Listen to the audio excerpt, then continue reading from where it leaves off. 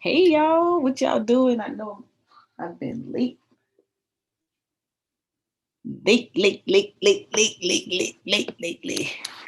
So let's see who's gonna join me. You make sure. Let's talk about some dollars. What you've been doing with your dollars lately? Let's see. Let me get this lighting under control. Let me make sure I shared the link. It's been a long time. I've been super busy. I'm gonna take a break though, because I want to talk about some things. Ooh, I gotta sneeze. ah, excuse me. All right, so what you guys got going on this evening? Welcome to Urban Economic Empowerment Show. What are you up to? What's going on? I miss my friends. I ain't see you guys in a while. Peace and love. How's it going? I ain't talked to you guys in a minute. Okay, I started a PowerPoint, so I want to go ahead and continue that, do some things with that. Let me turn up my volume just in case that's a little bit down. Okay, maybe see some people going to join me. I'm not really sure, but oh well. Oh, it's stash party. Stash party, stash party, stash party. Let me get my stocks in. I hope you guys got your stocks. Let me do it live. Stash party. Bam. I'm still in. Still in compliance.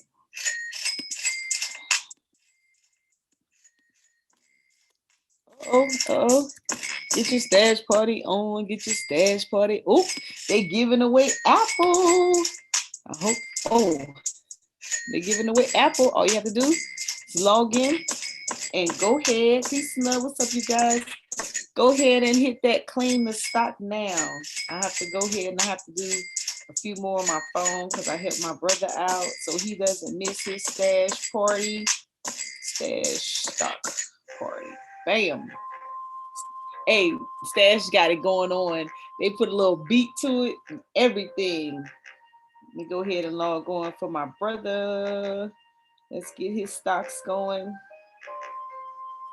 That's right. If you don't have Apple, here's your chance to get you some fractional shares and you can add to it. You can add to it every pay period, once a month. You know, go and get your dollars up. Bam. That's one. That's one. That's one. Let me go ahead and claim mine. Boom. You got 38 minutes. See? 38 minutes and 23 seconds. Let's go. Who wants some Apple? Bam. I'm going to log into another one because I got to get my Uncle Charles in there. I love my Uncle Charles. Let's see. Stash stock party. Bam. Let's go, y'all. Get your dollars up. Don't say nobody never told you. If you all don't have stash, let me go ahead and put that link in the chat. Let me go ahead and put the link in the chat. So if you don't have stash, ooh, my stash is up. I ain't even paying attention. If you don't have stash, here's the link. Go ahead and sign up. You can get 20 bucks and I can too. Let's go, baby. Bam. Let me get my uncle in. Uh-oh. Yeah, let's go. Let's get your stash party going. Who ready? Who got their money up? Who logged in? Let's go. Take your picture. Oh, Lord. Google deleted my message? What in the world? Google hating? Google hating on my stash link.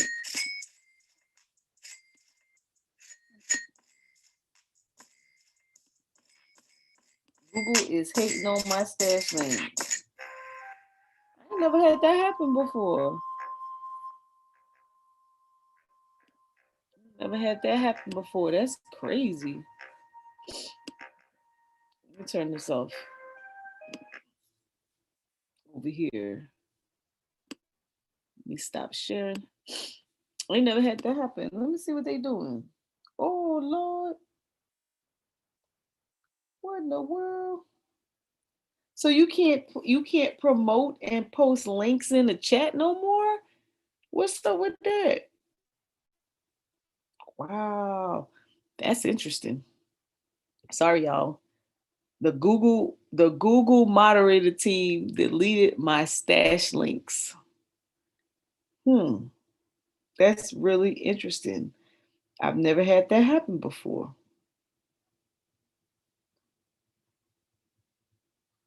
Wow. Okay. I guess you can't promote someone else's.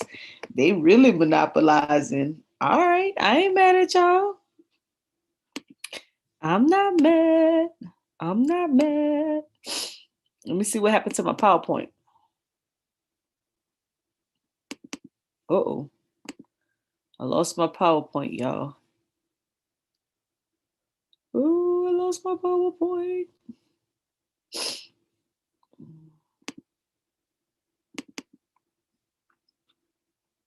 Let me see if I can get it back. Anybody else had that happen before? Talk to me. Has anybody else had that happen? Or the Google moderator team delete your link? That's crazy. They watching. Garfield, what you done that the Google moderator team don't want me to be posting in here?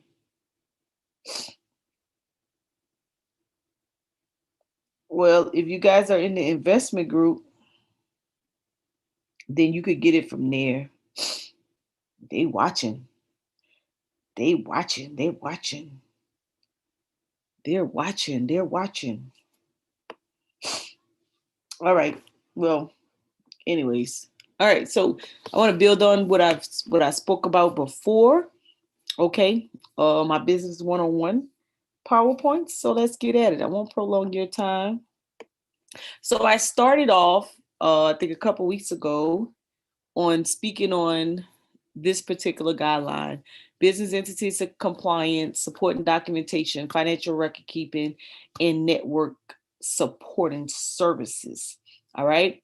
And I started by talking about how to draft a business plan, gave you some references, some sites that has sample business plans, the actual template itself, and the questions that are concerning the different areas in the business plan. And I also gave you a website that has over 500 business plans written up that you could take and you could kind of read through, and you kind of gives you an understanding of how to draft your own, what information you need to have in your plan.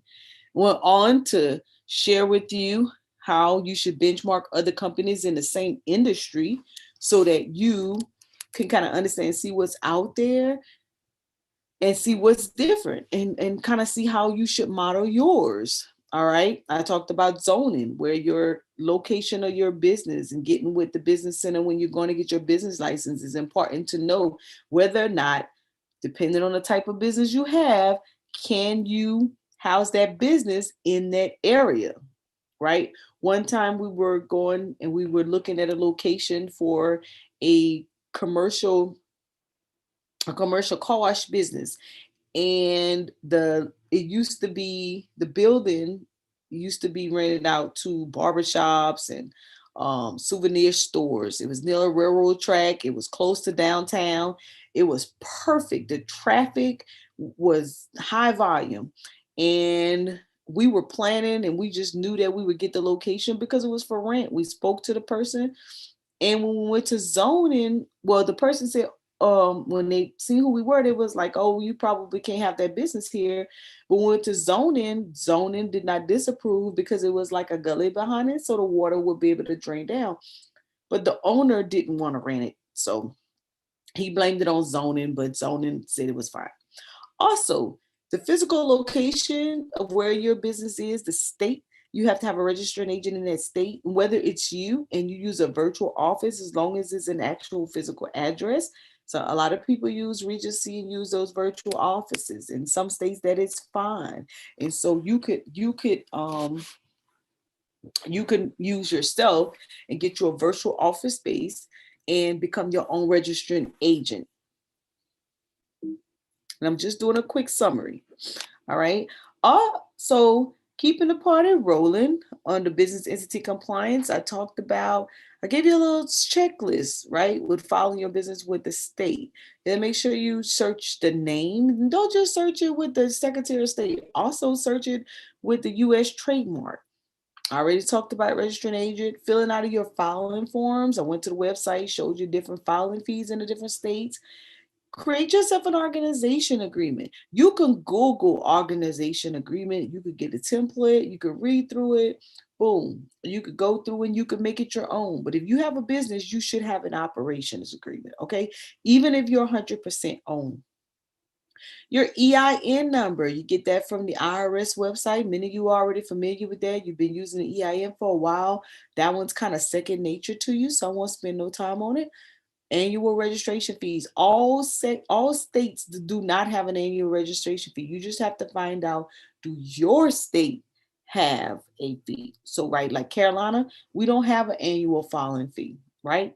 But Florida does, Georgia does, North Carolina does, right? So there's a whole bunch of people. Um, Licensing and permit, that depends on the industry that you're in. So if you're in construction, you may need general contractor, you may not. If you're an electrician, you need a license. If you're a plumber, you need a license, right? If you're a consultant, you may not need a license. Some people get professional licenses, some folks don't. It just depends on what industry and what type of consulting you're doing, what type of work you're doing. All right. State taxes, Department of Revenue. So that's going to depend on your state, right? So if you have employees, you're liable to state taxes. Some states do not have tax. Florida don't have state tax. Illinois don't have state tax. Texas don't have state tax, right? So they're just contingent on the state that you're in. But this is kind of like a draft or a start of what you should be looking for or what you should have in your business binder. All right. Stop doing business and your paperwork is all over the place. I would even go farther to tell you that your business documentation also needs to be electronically and at your exposure at all times. At all times. You should not be able to put your hand on your documents. Articles of incorporation, organization, or formation, depending on what it is, your business license, your EIN document, your operating agreement, your 501c3 determination letter, your business taxes, all of that, withholding certificate, sales exempt certificate, all of that should be at your exposure all at all times. That means that you get yourself an email account, you send it to yourself. That way you could put your hand on it. No matter where you at, if you need the documentation, it's a flick of the switch.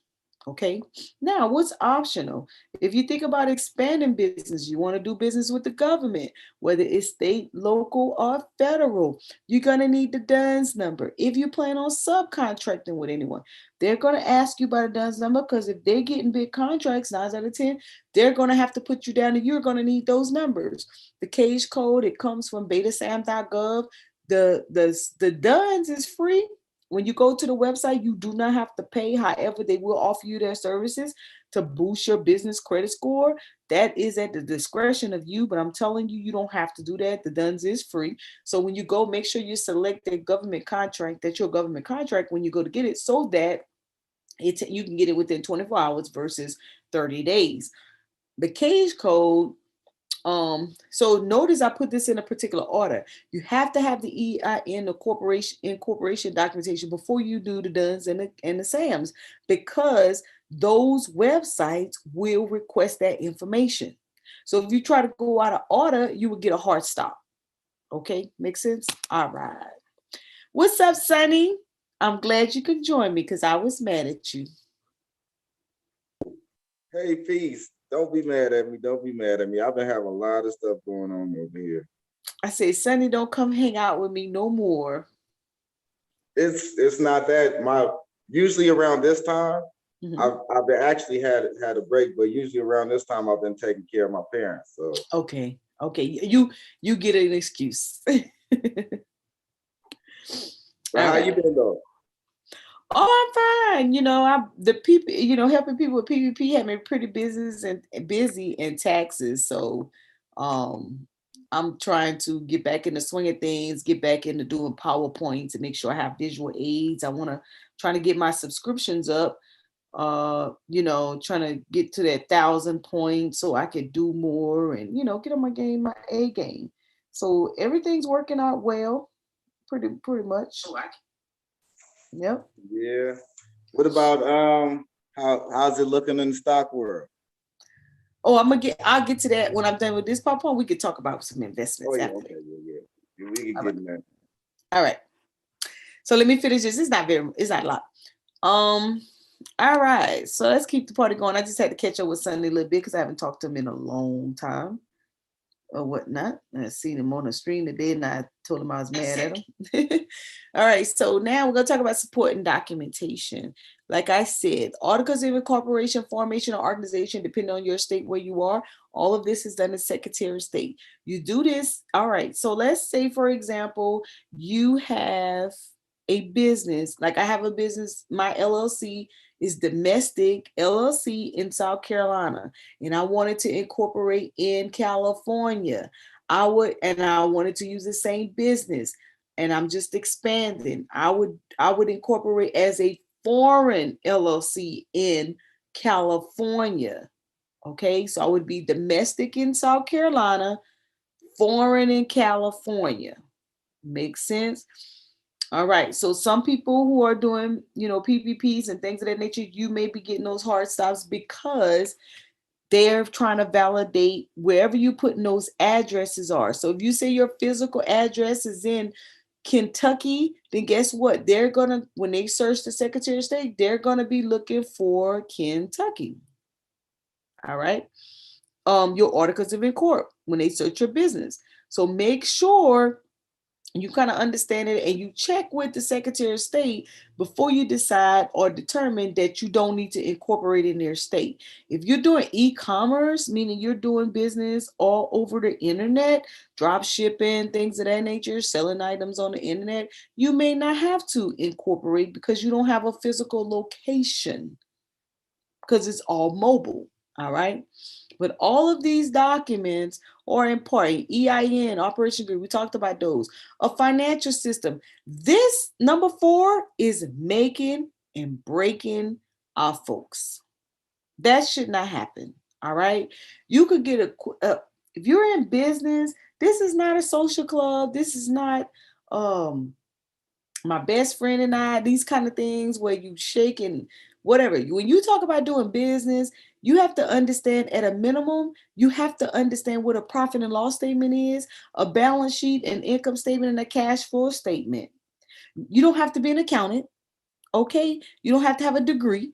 You just need to be familiar. Why? This is associated with business. These documentations come up over and over, whether you're speaking with your financial institution, the bank, or you're applying for loans through SBA. These are documents that they will ask you for business to validate financial positions, to show who you are and what you do in business. So become familiar with them. Everything is on the internet. So if you don't know, you could go to YouTube and you could type in profit and loss, get a quick little 3 to 5 minute video and become familiar so you can understand. Don't say you didn't know, nobody taught you, they didn't tell you in school. It is totally time out for that, all right? Everything is available at your exposure. There's audio books, there's hard copies. And then last but not least, there's people you can ask questions, okay? All right. Tax documents, state documents, W-2s, 1099s, W-3s, 941s, 940s, earning statements. I should have put W-4s, I-9s. I'm going to add that on there because these are the supporting documentations that you need. When you start getting into employees, that's important. Important. Okay? more supporting documentation, bylaws, lease or rental agreements, corporate minutes, license and professional certificates, financial references, business references, past performance, invoices, contracts, and the list goes on and on. The one I want to highlight the most is number three. You create corporate minutes when significant events happen in your business if you're the only owner. What do I mean by that? It's tax season. You just showed your full financial picture for January 1st, 2020 to December 31st, 2020. You could do corporate minutes based on your financial performance for 2020. You would do this at the end of the year. And so you would just create it and, time, date, where you're located, what you're documenting in reference to your business, and boom, sign a date and put it on file. If you, let's say it's April and maybe you got the PPP and you want to document who, what, when, why, how much, what was it based on? You could use that, create some corporate minutes, significant events, things that makes a huge impact in your business or causes a loss, right? So this minutes are not just for nonprofits or multi multi partnerships. So that's where I ended in reference to the first portion of my agenda, business compliance, support and documentation. It's where I was. And I was going to get into financial records, but since Sunday on here, we're going to go into some investments. So I was hoping Chris had jumped on by now because he wanted me to go over stash. So I tried to put my stash link in the chat, but the Google, have you seen that before, Sunny? The Google moderator team deleted my link They deleted the link that you had put for into the stash. chat. Yeah. Was it because you put it into the chat or because you had put it period? This is the first time it ever happened. And you had copied the link and then sent it? Yeah. Or did you transfer the link? It was my stash link. Watch. I'm gonna do my Acorn link. Let's see if it does it. I don't know. Maybe you can't promote Oh yeah, that might be it too. investment links no more. We used to do this all the time. I don't know. But they've been coming with so many different things that's new. I couldn't even tell you, to be honest. At first I thought it was somebody. I thought it was somebody named Google moderator. I was like, oh Lord, do we have? Let's see if they delete this one. It probably will. I said, oh, they watching. What Garfield did. Let me call them up. They probably gonna delete that too. And I did it twice, and they deleted it. It said deleted by Google moderator team. I said, is that somebody who knows Little Garfield's channel, or is it Google for real? I think it might have something to do with the Google. Oh, so maybe I violated. I don't know, but I don't know because I don't see it not shooting, not being able to send a link. So I don't know. Maybe I have to try it on my end and see if it works. Oh, okay. Somebody said that probably due to people scamming that they probably stop. A lot of people scamming on social media. Maybe that's it. Thanks, Manta. I didn't even think about that right there. Um, yeah. Okay. That's Probably deep. some new terms and conditions, and I'm sure Garfield probably got an email. He probably tell me. If he got an email, he got the super chat on. So I wonder if it's also if your channel is monetized. I don't know. But anyways, let me I think I haven't because I've been caught up with those SBA stuff. I haven't even touched the market. I know, let me see. I know they've been killing the SPY, doing a lot of trading with the SPY and Marquise and all of those guys. So I'm not really sure what's up, what's down. There go Brandon. Brandon probably could tell us some stuff. Um, let's see. Oh, so we know the biggest hot thing's been going on is the crypto. Let me see. I'm gonna have to do my trader view. I think my Are subscription. you on Coinbase or you on crypto.com? I'm on Coinbase. I have some stuff in Coinbase and I have in Robinhood, still in Robinhood. Um hey Brandon. This is what I want to know. If you have a wallet, right, that's out there, is it possible to retrieve the wallet, a crypto wallet? Like if you lost it or something? Yeah. What's going on, Mo? What's up, Sonny? How y'all doing? Hey, how you doing? Peace, brother. Because basically, I was when I first started doing my crypto, I did it under Bittrex, and Bittrex at the time was, I don't know if they were getting scammed or somebody had hacked their site, and there was a bunch of people that couldn't withdraw. So I didn't know um, that it was a scam until I did try to withdraw. Because when Dogecoin had shot up with the short squeeze, I hurried up and tried to take some out, and that's when I found out it was a scam. And when I tried to take some out, it ended up locking me out of the whole thing.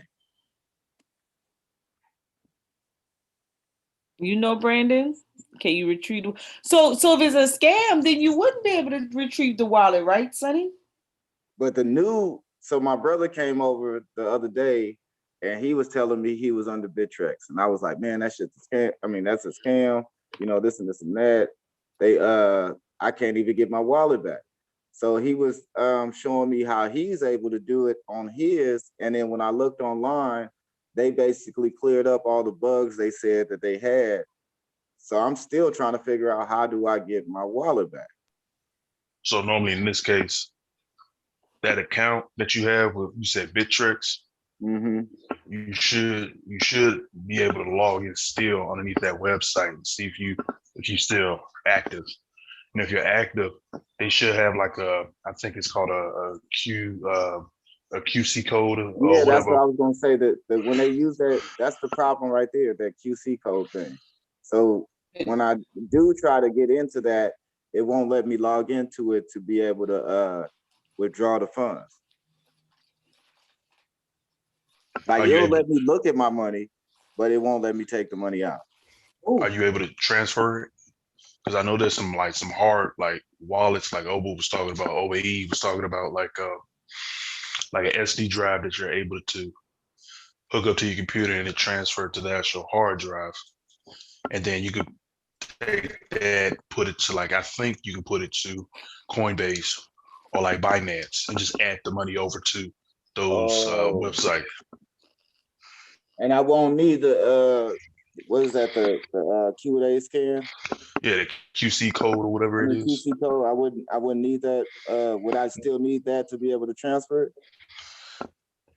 No, because what that is basically, it's just saying that hey, you have an account. This is your QC, scanner code or account code, whatever.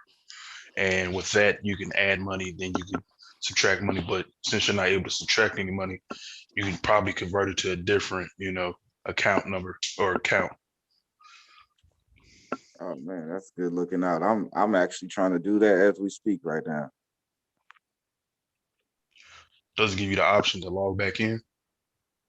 No, I had to download the whole thing because when I read that it was that they were scamming through it, I deleted it off my whole thing. I didn't want it to mess up nothing I had. When you said they were scamming, was it like a couple people Um, scamming, or was the actual website scamming? so come to find out, I don't know if it had been hacked. Well, what they say on the website is they have bugs that was in their program. So, but before I read the part where it had bugs within the program, it had there was people who were logging into the comments, right? And the same exact thing that they were going through in their comments was the same exact thing that I was going through. And then you had people that was talking about how the website was scamming. I was new to the website and new to doing the crypto. So I was like, I followed through with the same thing, like they were scamming, because it was no way I can get my money back. Was this like a new website coming up? Yeah, That's Bittrex. anytime like a new website that's basically dealing with Coinbase, yeah, it's gonna have some bugs with it. I mean, it's up to that actual company to fix those bugs and rectify the problem for its consumers. So I mean, if you got some money in it, I definitely try to get that back.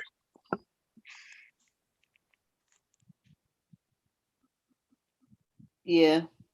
So Mansa in the chat said you probably want to read the terms and the conditions and see what their policies are.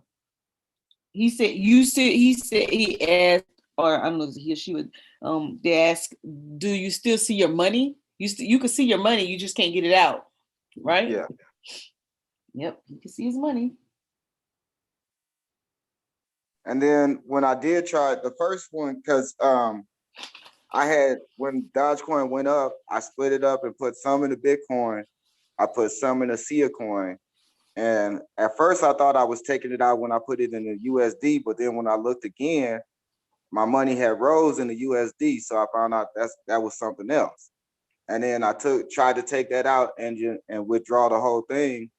And that's when it wouldn't let me withdraw anything. And then I started it off with Sia coin.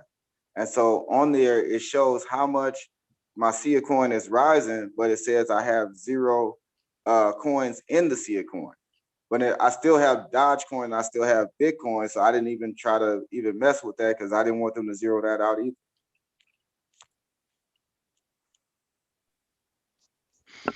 Okay. I don't. Which coin did it say that you didn't have anymore? Sia, the See a coin? SIA, yeah, SIA. What's it called? See ya. Yeah. See if that's yeah. still up and running. I mean, What is it? Oh, I don't know. If this does Webull gonna let me put it in here? I need to go to Trader View. you can do both, either or. Let's spell it again, Sonny.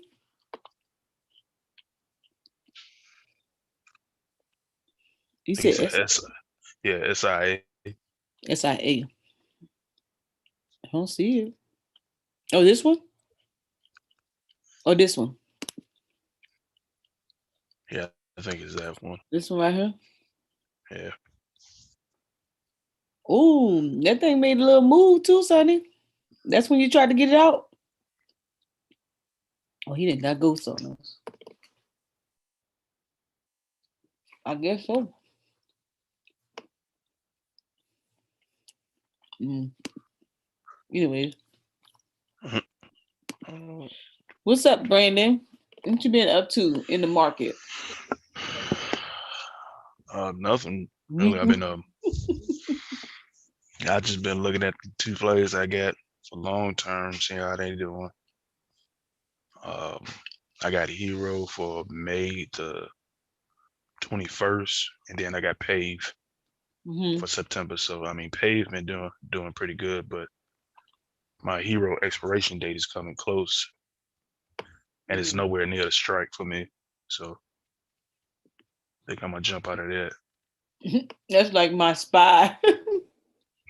Man. And I've been looking at the spy too. I've No, been wanting to do some plays on the spy, but Marquis where that supposed to thing teach me move, some stuff. Let me see where he at. He gonna be like, girl, you just be popping up at any time.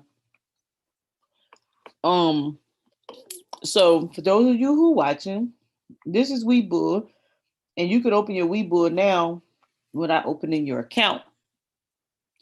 Um, so just so you all get familiar with the screen, You have your, this is, Webull has a built-in scanner. And so you can see your pre-market plays, after hours, 5 minute, 1 day, and so on. So we're after hours right now. And so you can see what kind of moved in after hours of these stocks. So this is Webull, and I'll just share a few sites. I am so rusty. I haven't been doing anything. So I'm trying to get back into it. So forgive me, y'all. Forgive me, forgive me, forgive me. Um, Let me see what this calendar is about. You know what this is about? Brandon? The calendar on Webull? Oh, earnings. Oh, okay. The earnings calendar. So Webull also has earnings. I was gonna go there next. So it has the earnings. You can see who has earnings coming up. So tomorrow's the 22nd. These are the companies that has earnings coming up, right?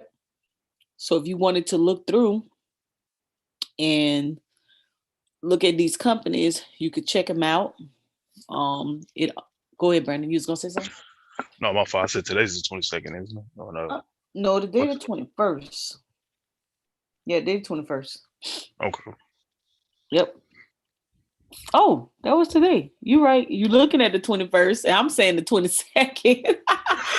This is the 21st. This is everybody who had earnings today. These people who had everybody had earnings today. So I'll go to the earnings whisper in a second. These are companies that have dividends. So if you're looking for some dividend plays, these are companies that has dividends. You could go through the list, right? You're looking for companies you want to invest in dividends. And I'm not really sure what a split is, you know? Oh, they doing a reverse? Yeah, reverse or forward splits. Right. So if you have these companies in your portfolio, you want to pay attention to this. The 27th, this Inspired MD is gonna do this one is a forward. Oh no, this is a reverse. 15-1, ain't it? Yeah, I think that's reverse. That's the reverse. 15-1 ratio. Yeah. Yeah, they suffering. Yeah, they bad. They only 44 cents. All right. So if you wanted to get in there, you do the back search on that one. Oh, let me make sure I ain't got this junk in my portfolio. Because I think I had this before. And then you got Allied Motion. And they look like they're doing a 2 to 3. So they doing a forward. Where would that be? We can look it up. Are they splitting? Are they let me click on it. Don't guess, Mo. You can go to it. Don't guess. You can go to the news. All right, so you could click on it, click on that ticker. You could click the news. Let's see what's going on in this piece. See if I can find it.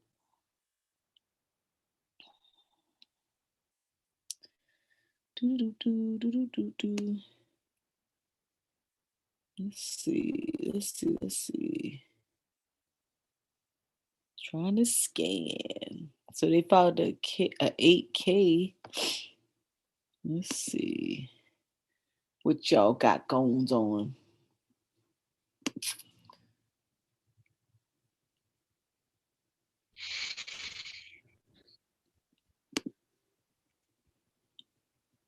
I've been missing in action. You see anything that jumped out yet? I don't really know how to read this report yet, but I'll learn. No, something else I need to learn too. I need to read these. Yeah. Like I get the gist of like the 10Ks, but I don't know how to read the 8Ks. I don't know what I'm looking for. A non-renewal. Emerging growth companies. Yeah. Employment agreement. Okay. The company will treat Walter Warzik as if he had terminated his employment by retirement and shall pay any benefits due. Take other actions in this case or early retirement. So this is some type of employment agreement that expired. So they filed that on a company executive. So that's not what I want to look at. Bam. All right. They even oh, here we go. Bam. They look like they splitting up something, dividends or something. Here we go. Allen Motion Technologies declares a 3-cent dividend and announces 3-for-2 stock split. So they're doing a 3-for-2 stock split. So they're basically giving you an extra one, right? What do I mean? So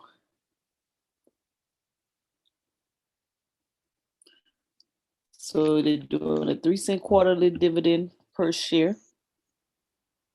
The split will be effective by issuing one additional share of common stock for every 2. Yep. So they giving additional shares to people who hold stock, and it's gonna adjust on May 3rd.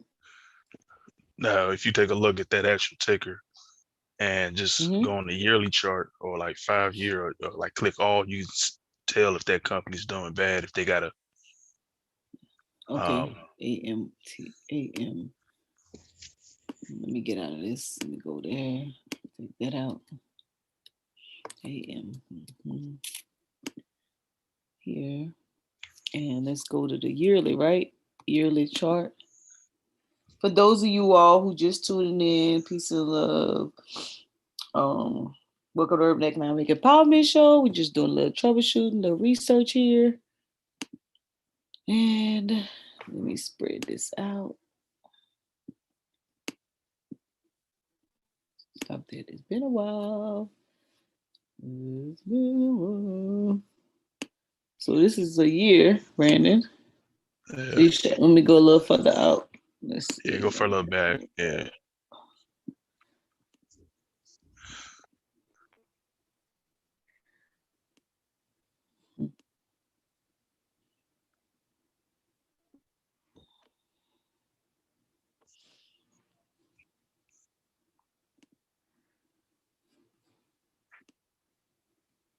5 years. They ain't really. It's not really Maybe. going anywhere. Falling wedge. I mean, could have some potential. It's playing within its Bolger band. All right. Let's see what the moving averages is looking like.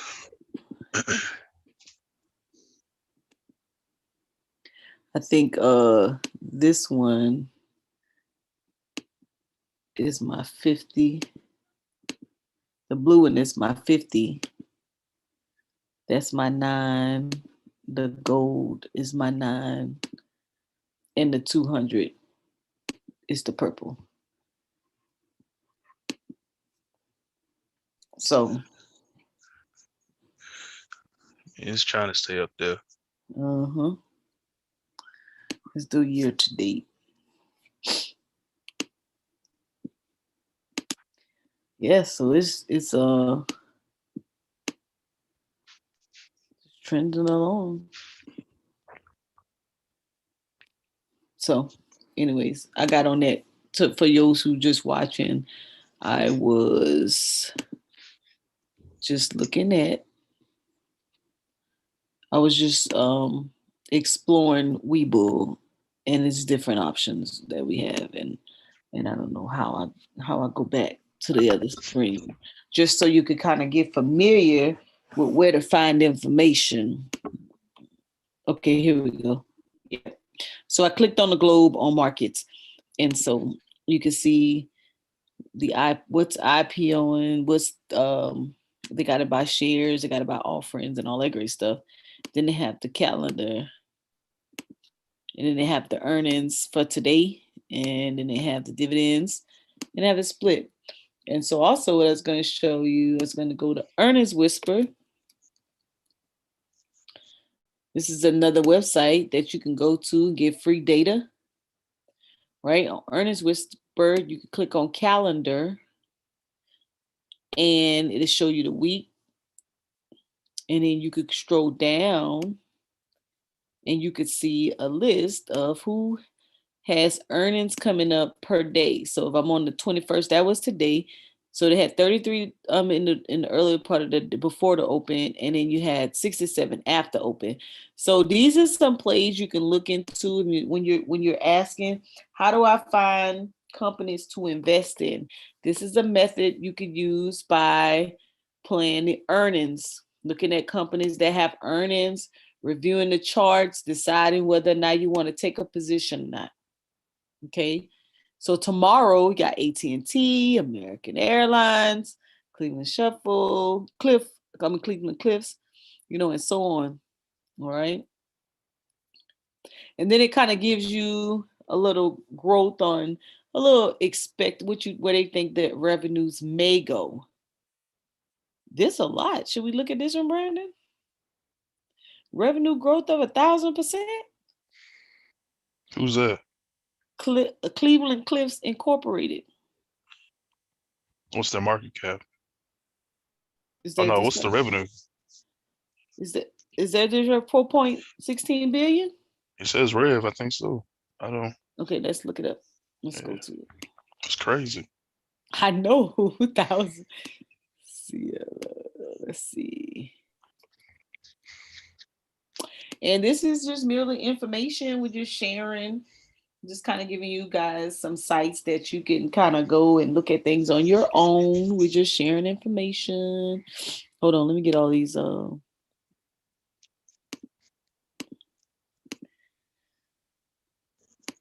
this the chart? Okay. This is the 1 year chart. This is the 1 year chart. This we have earnings tomorrow. Steady volume. And they had something that went on right here on the 26th. Pull back, but then it just bounced off that Bollinger Band and came right back in. So it's playing within the Bollinger Band. Had a little price discovery right here. Then it pulled back. Then it pulled back a little bit more. And then on the RSI, it's down there in the 40s.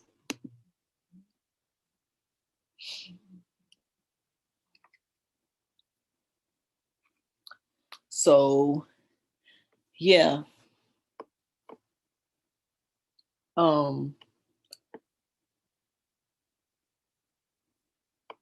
They got earnings for tomorrow. Right. Hold on a second, Oh, Brandon. okay.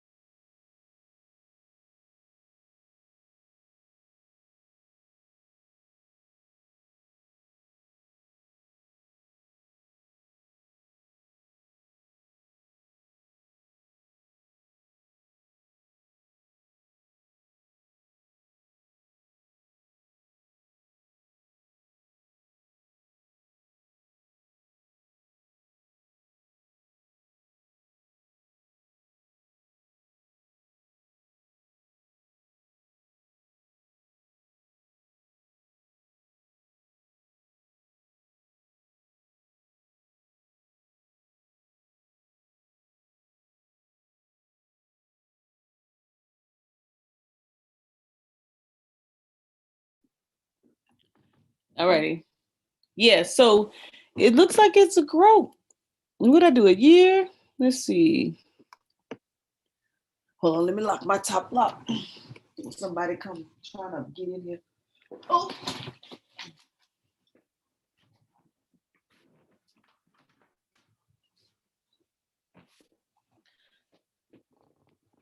All right.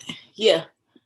So let's look at it over 5. And of course, I'm going to go look at the fundamentals. So, oh, wow. Let's see, what is this? 2020. After COVID, it looks like it wanted to move some. Came back. Let's look to the left, to the left, to the left, to the left, to the left. Oh, that's where it came from.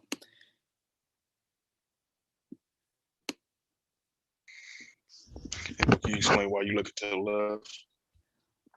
Look to the left to trade right. Yup. Look to the left to trade right, Brandon. So you can see the price action. What's going on? What happened? But this is in like 2009. So then it looks like it had some steadiness. And then now we gotta see what's going on. All right. So Yeah, I let's go. probably, Huh? for me, I probably wouldn't touch that. I'll wait Mm-mm. till at least hit like Yeah. 50 to look at it again. Yeah. Because it's like whatever it's doing is just straight, it's kind of like what consolidating, trading sideways right now. Yeah. No, not really making no sudden moves. Let's look at it on it went up 1,000%. Maybe try and get some mojo back. So we're gonna go to FinViz. We're gonna go to FinViz and look at the fundamentals. Brother AE in the building. Let's see. Let's check it. Let's check out his financials. See what's really going on in this piece.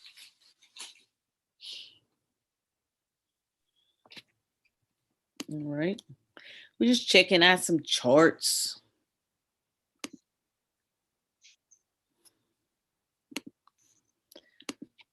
A late night. Well, yeah, they ain't got no money, no income coming in. They trying to make some money. ATR is only one.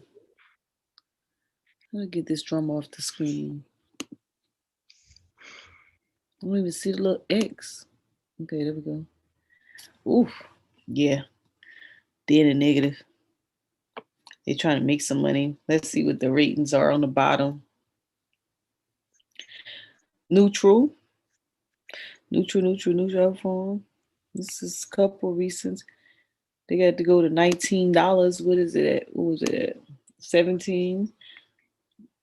Considering it trading within the Bollinger Band, this upper Bollinger Band is at 20, lower is at 14. I mean, in the middle, 17, 66. And the ATR is only $1. So, you know, it makes a move. It's not going very far. Not right now, anyways. It's All already right. that gap. So it be playing within that. If you're gonna play anything, that's will be where you would actually play. Uh, yep, to make some money. So let's go back. So that was our little curiosity on that earnings report. Um, Look at DHR Horton. If Freeport. So it seems like got a few of these that has some seems like it got some positivity going on. So let's look at that one. DH you heard that one, Brandon?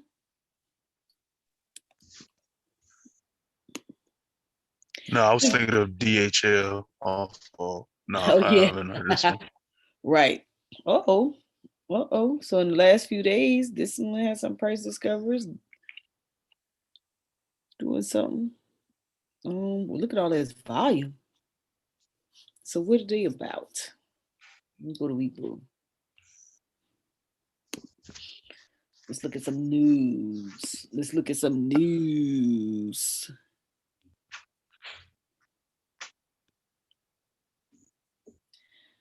All right. So Wednesday's board of directors has approved a new $1 billion stock repurchase authorization, replacing its previous program. The new authorization it don't have an expiration date. The builder said that its prior $1 billion stock buyback authorization had 115.1 million remained in the March. Aren't they letting them buy back in June? Is it in June? They get to start buy back stocks? Did I hear that right, Brandon? For That they're gonna start being able to buy back stocks soon. Maybe that's probably why they for this particular company or just for like no, every just company in in the general. market? Yeah, everybody. No, I don't think there's certain. I think there's certain companies Oh, that might apply that program, but because I mean, like everybody's waiting for Berkshire Hathaway to do a buyback program. oh, Because I don't think every stock is going to do that. right. Like in that case, I'm waiting for Tesla. To do a buyback. Oh yeah. Mm. Let's look at their financials.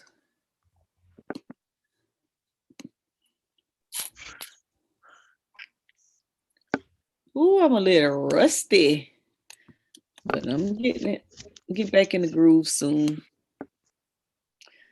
Gotta get back. You almost finished? Huh? You almost finished with your PPP?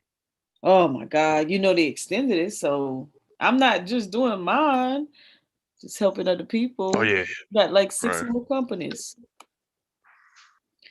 Oh, they got a healthy financial statement. Look at this. Look at their performance. Oh yeah, look at their ATR. 2.71. Look at their some of these dang pop-ups. Look at their performance over the year, the past week, month, quarter. Look at the return on assets, equities, and investments, gross margin, profit margin. Shoot. Look at the market cap. They got a dividend. They got a nice, healthy financial statement. Let's scroll down. Ooh, look at these. Overweight, $93. Outperform, 94. Overweight, 105. Neutral. Outperform. Well, their target price is 96. That's the daily one. Let me go to the monthly.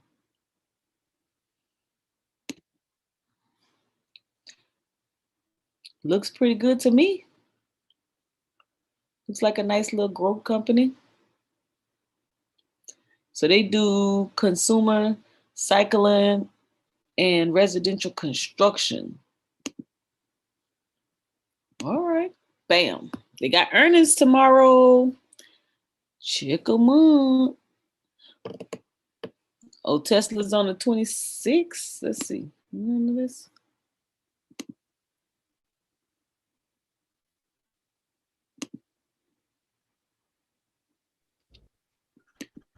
I'm sorry, Mo. I was looking for a pen. You're fine. What was that like? DHI? What was looking at? DHI. That was DHI. Am I looking at both the oh yeah. Am I looking at pre-market and after hours, or am I looking just at pre-market? For the earnings reports. This look like just pre-market right here. That's a 48 in the after hours. So this is all okay. Let's go there. Oh, there we go. That's the after hours right there. I could just do all. Give me all of them.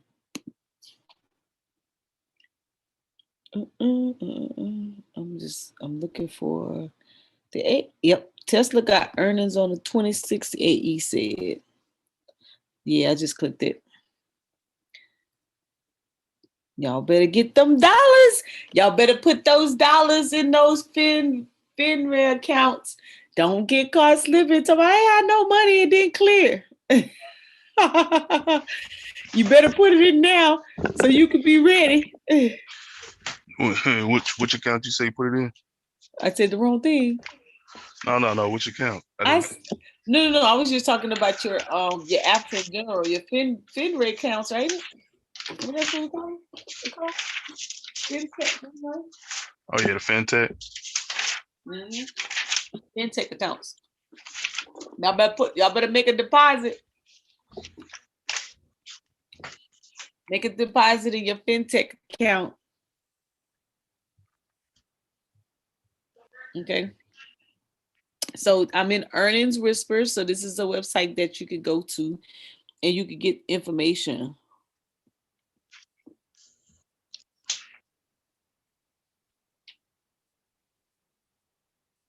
Yeah, Cash App, all of that.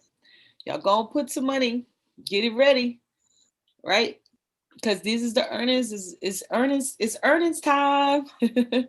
And you could get some plays. All right, so this is an area. There's another website that Brother AE gave us. You remember it, Brandon? I got it in my the where the biopharma callus, where you can look to see what companies are getting approved by FDA. Far as like, what do you mean for the next day earning plays? For no, the biopharma callus, this is for medicines that are being approved by FDA. The dates for judicial, when the FDA committee gets together and decide. Oh, okay. They have the dates. They get together and they decide when they're gonna pre-approve different drugs that are out there. So this one I did, let's see, let me go back up. So you get the biotech stock callus and the FDA calendar for your biotech stock investing. Right? So you can use the tool on the road to profit in the stock market, biotech stocks with the key binary events and callus, FDA approvals of fiduciary dates, advisory committee, and phase 2 and 3 trial date releases dates are noted. So you got phase 1 callus for the small cap companies are listed as well. So this website right here, hold on 1 second. God damn it. Gotta answer this.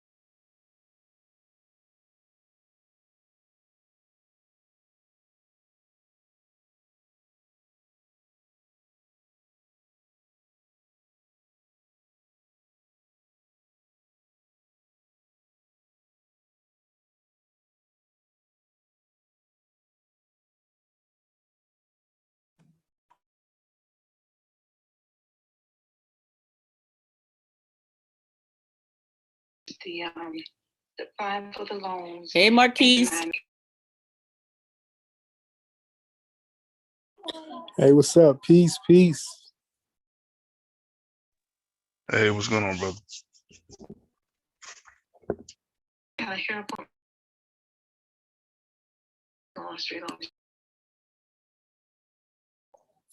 What y'all got going on, fam?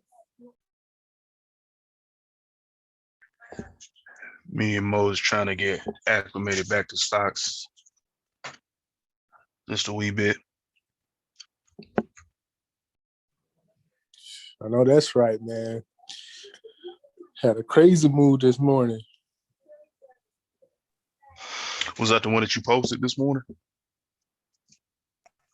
Or was that Um, yesterday's? yeah, I traded yesterday. I didn't even trade today. Oh, I had woke up. I had woke up kind of late,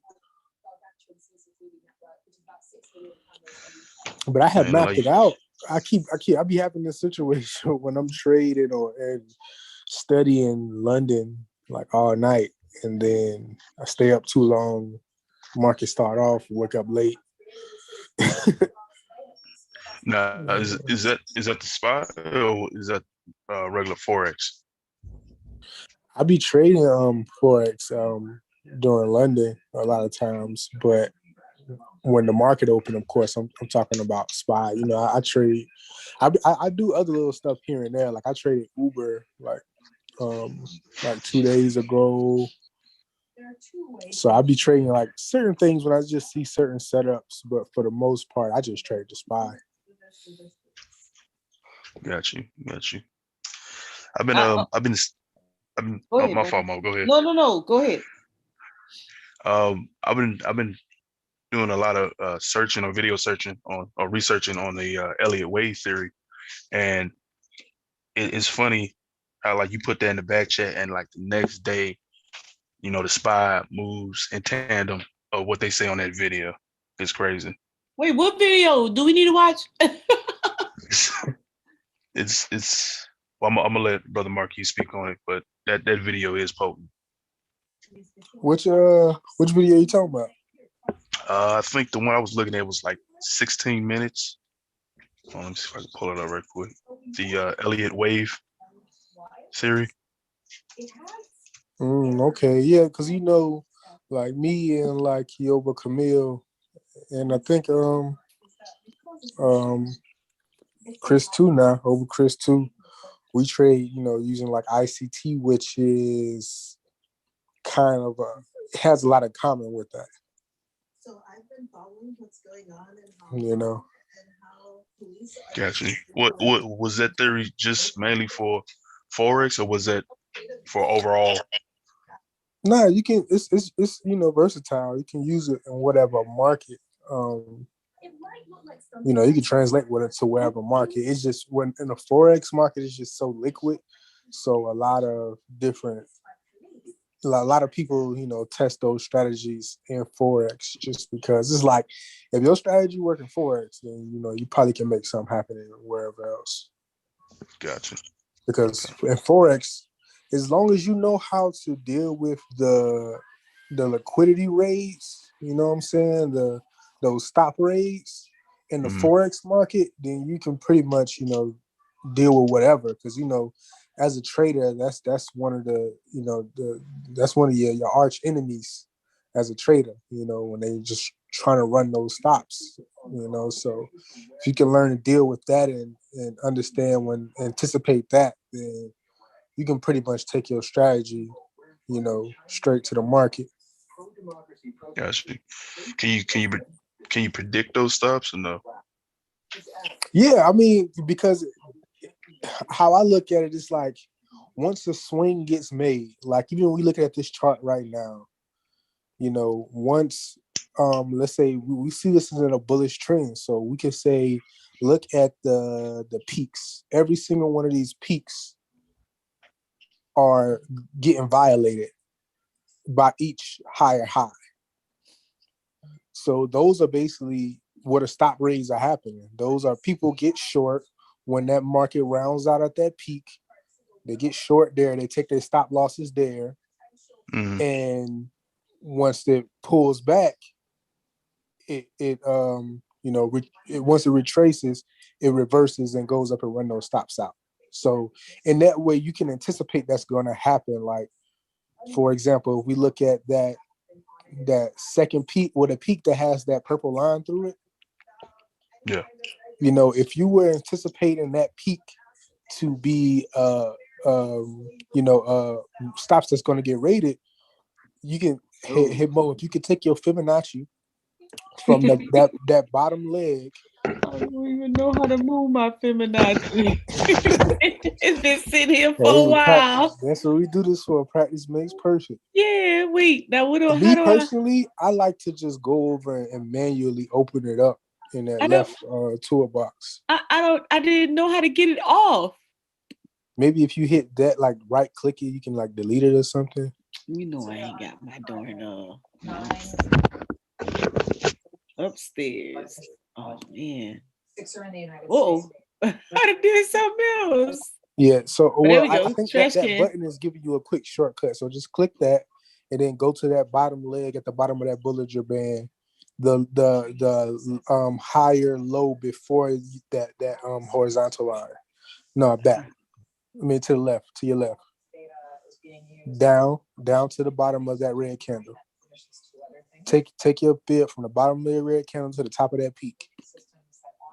I don't know. Click on I the don't fib, click on that fib again, and then go okay. straight down there, hit that, and pull Here. it up. Oh, like Pull that. it all the way up there to the top of that peak, and then stretch it out. No. The top of that peak with a purple line at. All right here. So move it over to the So right. move it over, spread it out, like to the right. That. Yeah, you got some crazy colors there. But put the very top of it to the very top of that peak of that red candle, where that This purple one? line is at. Like lift it up to make sure that the That top one? of it is there. Okay, yeah, right there. So if Let I it was go? looking at that, yeah, that's good. So if I'm looking at that peak right there, Mm-hmm. I'm anticipating it to pull back. And once it pulls back to the 618 or the 786, I'm getting long there, and I'm anticipating price to run those stops up. Okay. Repeat. Got you. Repeat. Not Got you. not to mention there's an order block right there. That red candle, if you can, if you that's what we of course Oh call that shit. order block again. That red candle where she started from, you see Right. that acted as support as well. If you had a box drawn from that red candle, we can just pretend like that 786 is an order block. So Okay. that Uh 786 is really what supported that. And then we bounced straight up, went and ran those stop people who were going short and had stop losses above that peak. Okay. Now, when you create an order block right there, are you doing it below that next green candle or in tandem with that green candle? I'm looking halfway. at that red candle because it's like that red candle, the one was supposed, like, if the market wanted to go lower, it would have went lower right there. What happened Gotcha. was, as it was going lower, institutions supported that price. Big money supported that price level. It bought that candle up and made sure it didn't go any lower than that. So when it went up and then retraced again, it was defended. They defended that line. That's why it wicked up like that. Once it Okay. came back and hit that 786, that's a strong wick that shows they bought that up. They're buying into the dip right at that level Okay. because that was their footprint to show you, hey, we don't want price to go below right there, right now. Okay. Okay.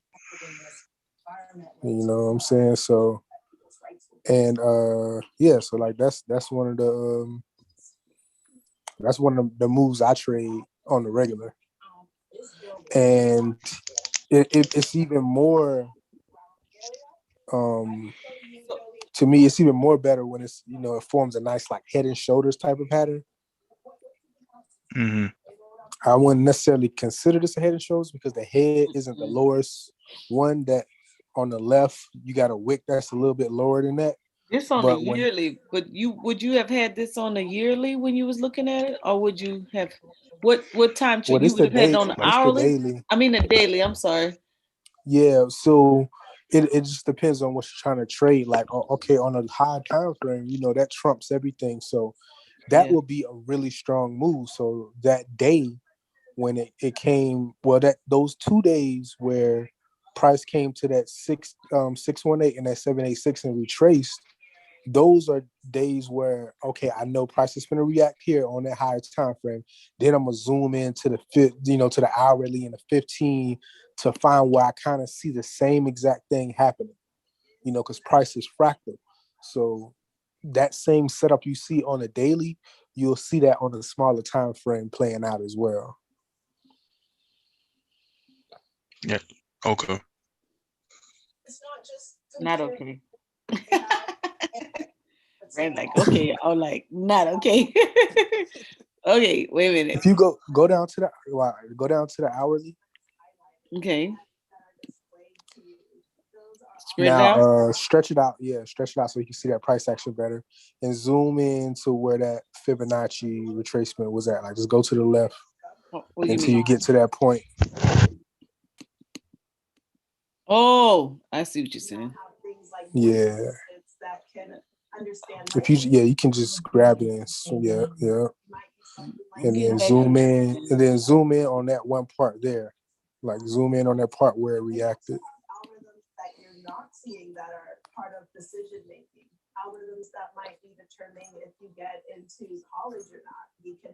like that. There you go. Yeah, keep zooming in there. Okay.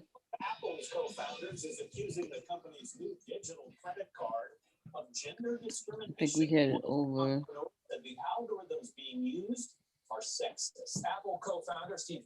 I should have Yeah. I should have So through your if box so I could have find it. yeah, so and if you had this fib is kind of colorful, so the overlap another fib is gonna look kind of crazy.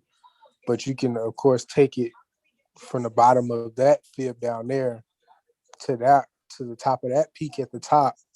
And again, that'll give you probably another type of 618 type of tracement or retracement to the equilibrium.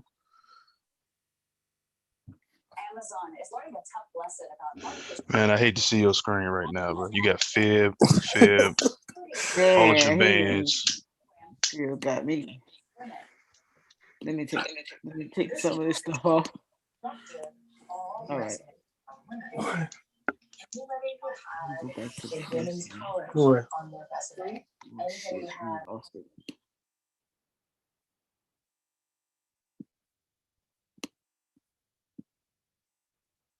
Oh, I took my band off. I think we were closer this way. Yeah, it goes over here.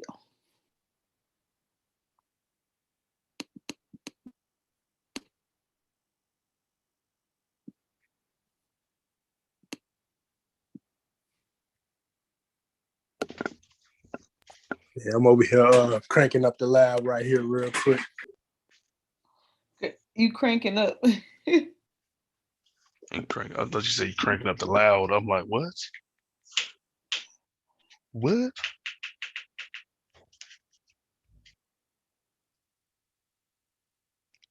um, let's see.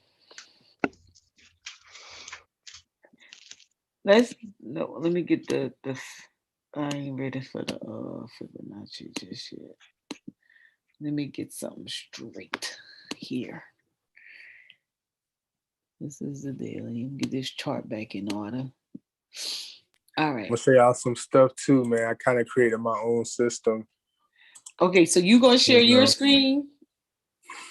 Yeah, I can share my Yeah. screen too. Yeah. Let me stop I'm sharing. gonna have to Oh, you not come ready? in. I'm gonna have to come in on the computer though. Computer? Yeah, I'm gonna come in on the computer, but I'm gonna stay on here to talk. But I'm gonna come Okay. in Yeah, on the just other to one. So share. yeah, That's fine. yeah, You logging on now? yeah. Let me Hey, get Onique. a little, That's it, right? get a little shit up real quick. Sit up a little shum. Onique. Onique. How you doing, sis? Oba. She be sneaking in. Where's Angie? She's supposed to show me something too. She set up something in Weeble that's working for her really good. Her cross, I think her Show y'all some of the most simple strategy, simple chart. Hey, Mo, that that video on the Elliott wave theory is the yeah. second video. It's 10 minutes and 49 seconds long. And then I looked at that one. Then I looked at the one at the top, right Second above it. video. When you say second video, what you mean? So if you just type in Elliott wave theory, it's the second video. Video. Oh, okay. I see what you're Yeah, saying. Yeah. yeah. Okay. Let's see. He getting set up. Peace, power, and profit. Let's see who's in the chat. Lamar Poe, peace, power, and profit. Cohen, Charter, peace, power, and profit. David McFox, how you doing? Sunny Rodadovi, Mansa Niggas, what's up? Black August, peace and love.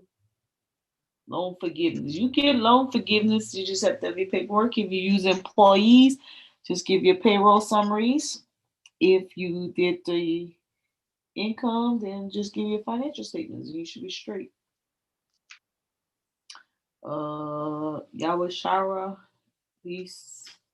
Brother AE, African Emporium, Peace Power and Profit, Shaz, Peace Power and Profit, and Contrarian, you little Mississippian, you. Hi, Monica. Hey. My screen just froze. I couldn't respond to you. I finally figured out how to unmute myself. I couldn't do it. Yeah. How's it going, sis? I'm doing well. Yes. Where Angie at? She's supposed to come show me something. I know. I spoke to her 2 days ago. She said she's going to be on. Yeah, what's she doing? We doing schoolwork. Yeah, she gotta get in here. She's gonna show us. She set up some screeners. How's it going in your trading world? Uh-oh. Pretty good. Pretty good. I made a ton of money with Dodge. What? Yeah, I had over 100,000 of Dodge coins, so I made a. Oh, you made a lot of money. I sure did.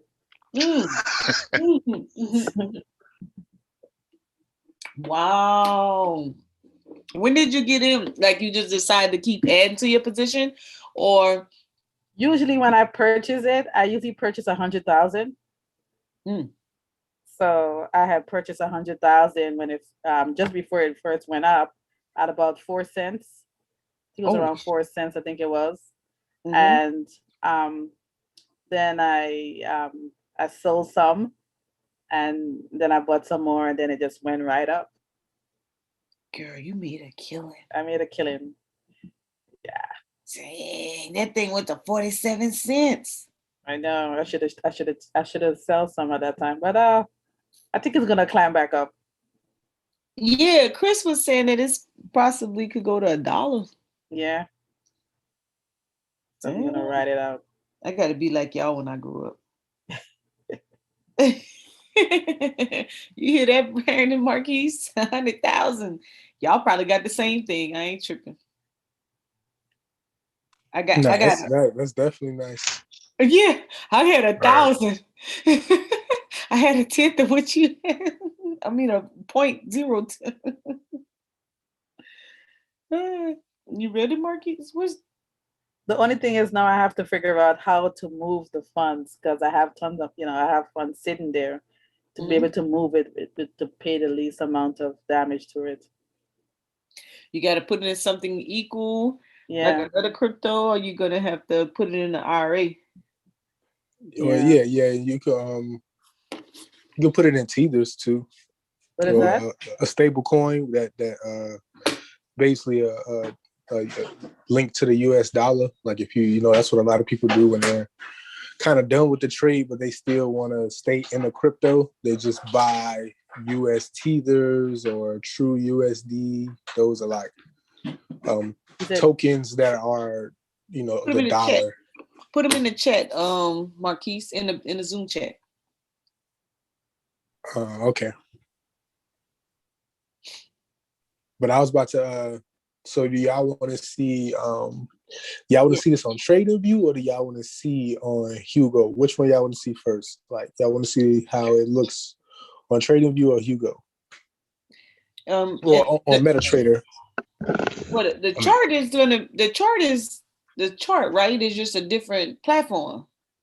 Well, the thing about the reason why I use MetaTrader is because it's kind of better with with certain indicators, like customized indicators. Like I have indicators on MetaTrader that I don't have on TradingView that weren't designed for TradingView. Okay, do MetaTrader so I can possibly get MetaTrader someday. Yeah. Well, matter of fact, yeah. Okay, let me see. Matter of fact, I'm gonna do TradingView first. Okay, do TradingView just because I just know everybody more familiar with TradingView, so okay, I'm gonna just do that. Let me mute. All right. Y'all see that chart?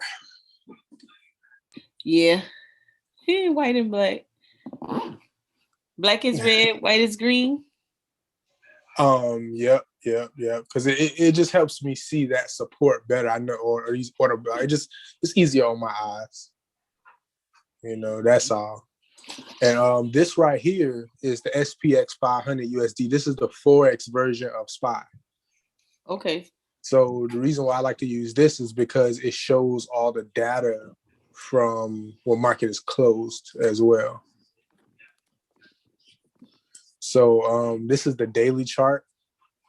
So like with this strategy, what I want y'all like to look at is, okay, these lines right here. Remember I was talking about where stop losses are resting? Yes. So to the downside, these green I want you to think about this represents people who are going to sell down here. These are stop losses of people who went long, but once they come back and hit, they're gonna sell. Right? And vice versa to the top. These are people who shorted, and you know when you short, you gotta buy it back. Like you basically selling it right there and you're trying to buy it back lower when you're shorting. So if the price goes against you, you're going to have to buy. So these become buy orders, right?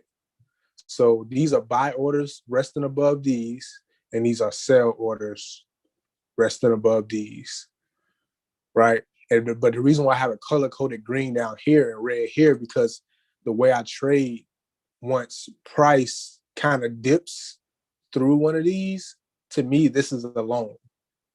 And vice versa, once price trades through this level and takes out these stops, then I'm short, right? So if you say, for example, right here, or even right here, right? You people right here, when this price rounds out, people will get long right here, for example, because the price was going up, then it started dipping down, and then it starts going up. So everybody gonna load up here because they know this is gonna like go higher. But what market makers and institutions are gonna do, they're gonna run price. They're gonna run people out of their orders, run stop losses, and steal your orders before they continue to really go higher.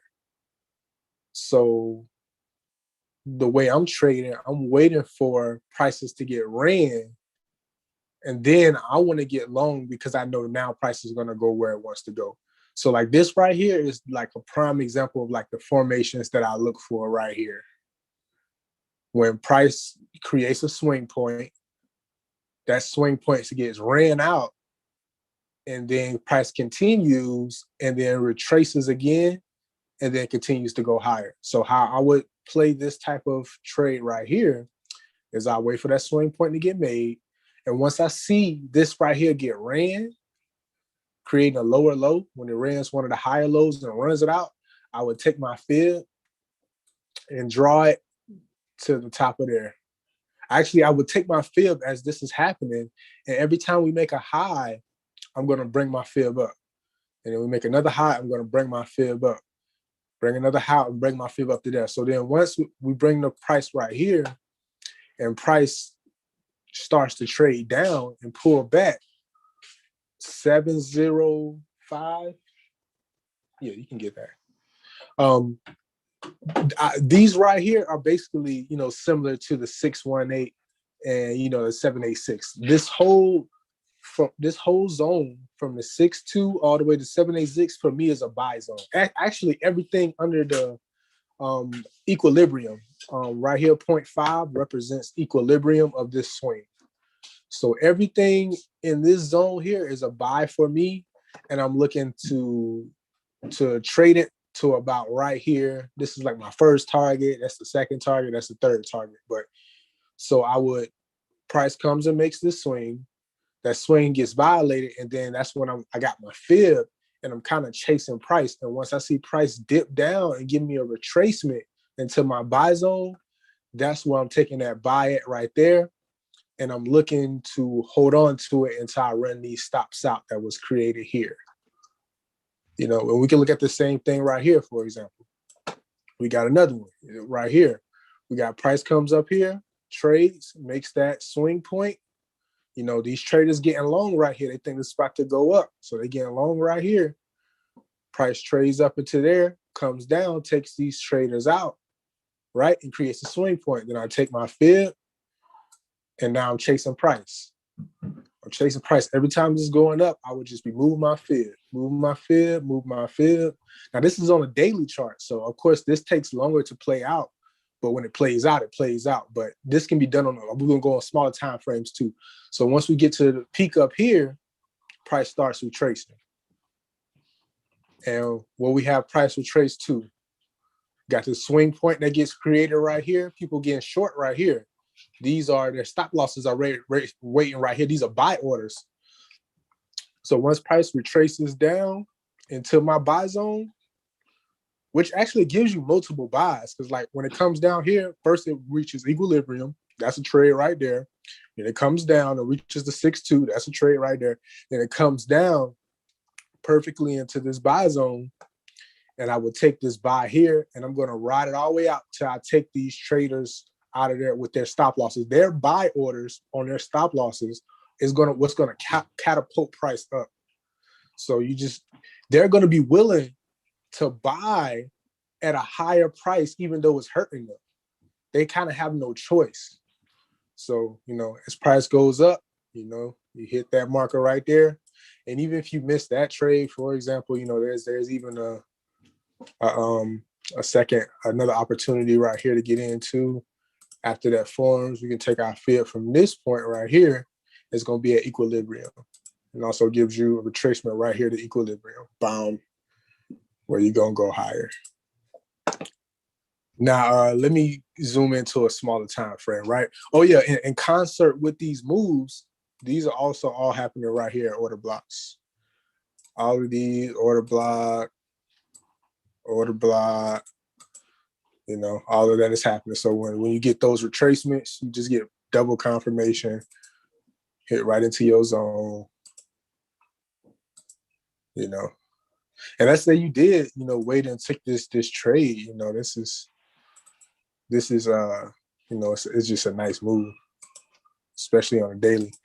Let me go to a smaller time frame so I can show something else though. But anybody have any, questions regarding any of this? Like the area of you buying, what did you call that again? I just called it a buy zone because it's basically a retracement into these bands. Anything, this is a 50% retracement. We're going to call it in percentages. This is a 50% tracement. It's a 62% tracement, 70.5% tracement, 786 retracement. Okay. So this is a healthy tracement. Once we kind of go past here and we go into this zone, that's caution. That's like, you don't really want, if price kind of goes down here, then it might be going to take out these lows. Okay. Because price is eventually going to take out these lows, just like it took out these highs in this uptrend. It's going to change trend eventually and start taking out lows. Yeah, I was just about to say, like, is that an indication of that particular market turning at that point if it goes past that 1%? Yeah. It can definitely show market is changing sentiment. But if you definitely just have to understand, the overall market is just really strong bullish, and it's really only one time for real where it's taking out these lows, and it's right here. This is the only time where it kind of created a low and took it out and went higher and bounced off of here. But everything else is kind of never returning to these lows for real. That's just like a small one. Gotcha. but there's no like major swings that's getting taken out. But yeah, so let me go down to a smaller time frame. And this is I like this me. I like simple strategies where I ain't got a whole bunch of stuff on my chart. It's real simple for me to, make it happen. So if we go to the hourly, it's like we see the same, type of situation where we have these lows being taken out. Come here every time we get a low taken out, like, right here, we got these lows getting taken out right here. I would just take my fib, and I have it color coded when these lows get taken out as blue. So it's just kind of easier on my eyes. Right there, we got one of those type of retracements, same thing. Again, even right here. But right here, this is when you start to get a kind of a change. Once you start to see that momentum change and, these lows getting taken out and it doesn't make a higher high, then you're going to change your sentiment to bullish now. Now I'm looking at from the opposite way, I'm looking at it like this. So I'm looking for price to now come back and retrace up and go lower and retrace right there to that zone, same thing. So you're really just looking for price to kind of dip and take out these right here and go high. Even like these little right here, like even if somebody bought right here and traded this, it's not the best move, but you can still get some profit from that. And let me do this too. So matter of fact, let me go to the 15. On every time frame, you're gonna see this. You're gonna see this happening. Same exact thing. You come, you take those out, you can take your fib right there. Again, price comes down, trades into this right here, and continues higher. Gotcha. Even right here, you look here, price comes here, dips into that zone, eventually trades higher. Now, this is the other thing that really helps once you put time with this, like the different sessions. Price makes these moves at different sessions. So once I turn around and put on this basically shows, the blue shows the Asian session, red is London session, green is New York session. So like this is what happened today with that run. And you can see these lows got taken out. We made this low here, came up, and then these lows, both of these lows got taken out. So, that's how I was looking at price, just like that. I had that like mapped out from yesterday. And you see price dip down into there, continue higher pretty much all day. But you see like these stops are being taken out in each session. Like right here in Asian session, this low got taken out. It dipped down. In New York session, this high got taken out. In New York session, and the price went lower. And then right before New York session, these lows, this low right here got taken out. It dipped down. And you can kind of see that same thing, like these swings happen during certain sessions. And a lot of times this is the kind of the pattern you'll see in London too. Like you'll see some consolidation in Asian session. And then in London, it'll kind of take out the highs and then continue in the opposite direction. See, same thing right here. Asian session consolidation. In London, it came and took out those highs and went lower. And like I say, when it takes out those highs, you could have just draw your fib from there to the top right there. You'd have been chasing price to the top right there. It comes and retraces right there into that area, right there, right into that zone. In this situation, you can call it a sell zone, and it comes down and it takes out these lows, takes out these lows, takes out these lows, takes out all these lows.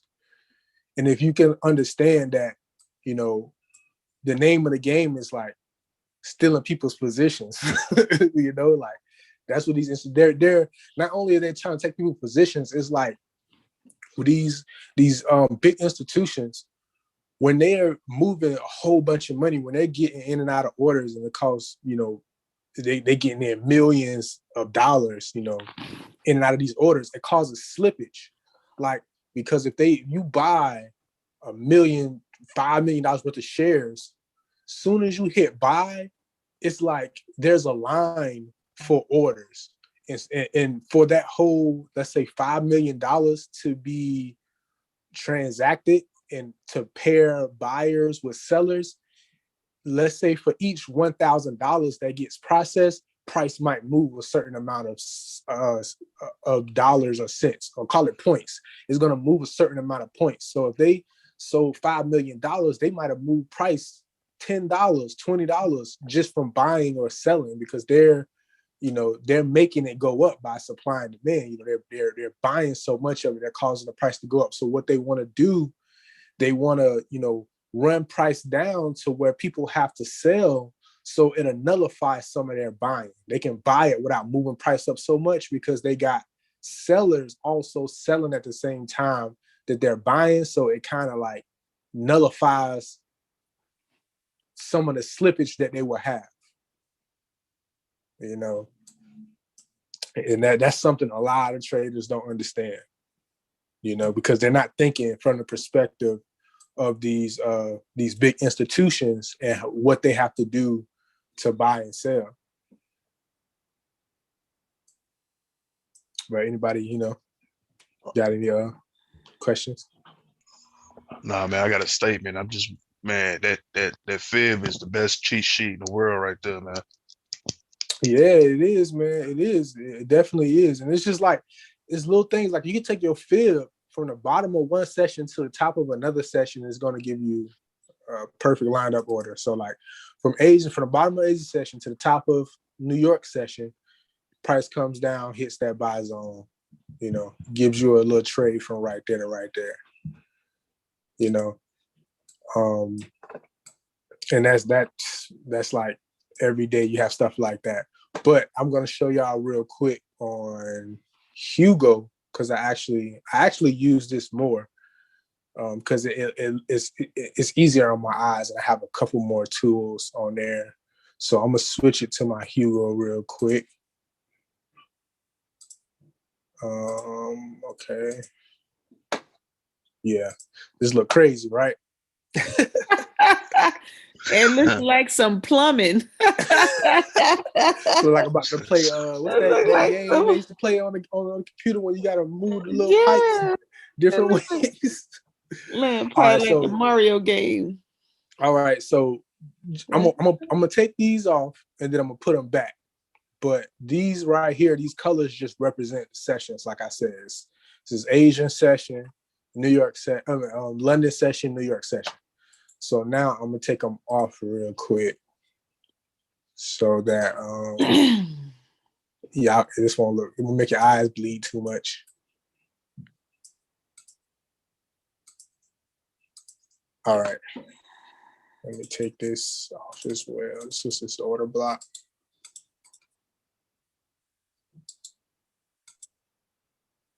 All right. Okay. So in this, I had like similar to the other one, I have these points here that's just kind of showing you, the market structure. Every time some of these, these swing points get violated, it becomes a blue dot. It kind of helps my eyes to let me know, okay, one of these blue dots to happen. So if I was just like bound from that one to that one, hold on, let me change that a different color so y'all can see that better. Yeah. Yeah, so I could take that swing because it got violated right there. So I take that swing from right there to right there. Then we got an optimal. See, OTE, I have it named different on that one. This is the names I really like to go by. So equilibrium, I got my eye right here. That's balance. So that's equilibrium. I got golden retracement zone right here. This is OTE, which is that ICT optimal trade entry, which is where it hit. And this is actually the weekly open. This little line right here, just like, I don't know what color this is, but that's actually represents the weekly open. And then caution, this is that 718 that lets you know once it kind of gets past there, then it's caution that it might be a trend that's changing, or it might be a stop raid. And of course, I will have my stop loss right here. So it kind of just sets up my whole trade right here. So I have my levels where I want to buy it. I got my stop loss in place. I have my first target right here, second target right here, and then like that. Just pretty much the full target. And you see how it lines up perfectly. But these red lines and green lines represent the high and low of the previous day. So we see like right here on Tuesday, I have these right here so that the days of the week. Right here on Tuesday, it creates this is the low right here, and this is the high right here of Tuesday, low and high. So the next day, these lines gonna show you the low of that Tuesday and the high of that Tuesday. And the high and low of the day is really important because it's certain things are in trading are more subjective, right? We can look at patterns, we can look at other things and say we think it's going to be that. Like those are more subjective, but things like the high and the low and the open and the close, those things are just facts. And I like to trade facts. It's a fact that this is the high of the day and this is the low of the day. It's not, I don't have to perceive, a triangle or anything else in there. This is a fact. So I could take my field from the low of the day to the high of the day. And what we got right there, same way we got an optimal trade entry. And this is for Tuesday, right? Yeah, this the high and low of Tuesday. Okay. And even on this next day, we got the low right here and the high right here. So I can take the high and low of that day, high and low of that way. And if I could have mapped this out this day, like I could have mapped this out Wednesday before any data was created, where all you would have saw was like that. That's all you would have saw. And I could have mapped out those fibs from the highest to the low, and it would let me know that the optimal trade entry was right here. So that kind of lets me know, wow, that's an entry right there. And, whenever you trade above the strong trade above the high of yesterday's high, it kind of becomes support. So then I would take my fib from the high of yesterday, which is going to be the new, support, take it from there to the top. Like, I'm chasing price at that point. I take it from there to the top, and what we see, a retracement right to my eye. See a retracement right there. Bomb. Price continues to go higher. And we can go to, this next day right here, where we got the high and the low of yesterday, high and the low. And, now this time, we looking down. So I bring the retracement down. And where we have price comes down here, hits right here off of what? Optimal trade entry. Right here. Bomb hits off of there, continues to go lower. We come here this next day, same thing. Take that field from the high. This is the high of yesterday. And then in the low of yesterday, take that field right there. And what price comes up, trades right up into what? The optimal trade entry. It continues to go lower. Well, tell me there ain't something crazy. Man, okay, hold on. I gotta get the fib now on my you gonna make my charts look a little bit more crazy now. Take the fib from down here. This is the bottom. And then it's the high of yesterday. I take these fibs here. And price comes, fibs right here. And, price comes up here. And it comes back and it goes past this optimal trade entry. But, even if you would have got in right here and you had your stop loss right here, it never got violated. Gotcha. But my fault, go ahead. But when I'm trading, I have both of these. I have this level right here sitting there, But then I will also be chasing price here because this price got violated right here. So I can take my fib from right here to the top, and it gives me an optimal trade entry right there for the rest of that day. But let me go to the top of it. Look at the symmetry. All right. From the top of that day to that day. This right here, this is fractional support and resistance. Like if price is coming up here, this level right here can act as resistance, or it can come up past here and act as support and continue it up to continue to these higher targets, which is look like it's kind of doing right now. And But you will wait to play that, and you will wait to play that and see the outcome of that and see if it hits your first target, or would you just take profit? well, I will always take profit. I would take profit. You know, as soon as I got in this order, I'll probably take profit like somewhere around here. That my first profit I would have took around here. Well, let me see, because I have these profit levels already mapped out. See, Okay. so when I would have bought in right here, as it went up, I'm looking at this level because this is why I said it can be either be resistance or it can kind of act as support, but it kind of trade straight through there. And this is my first target because I'm looking at where these stops getting rated at. Like I just want to catch that first raid to take my first order. Then I'm sitting in it. If I got any left, I'm waiting until I get to this next point where I got, you know, more stop losses sitting, and I take my other profit right there, you know. And then I might maybe have one left sitting here to see if it's gonna make or break this level, you know. Okay. And something else like some other a little more verification. Like we can get into these indicators right here. More than anything, I use this one at the top. Honestly, I don't even know where I don't even know where I found this at. Honestly, I sometimes I just be on the web just searching and trying stuff, and I found this one. It just lines up, you know, pretty well with my strategy. So anytime, let's say we trading bullish, whenever it kind of acts like a MACD histogram in a way.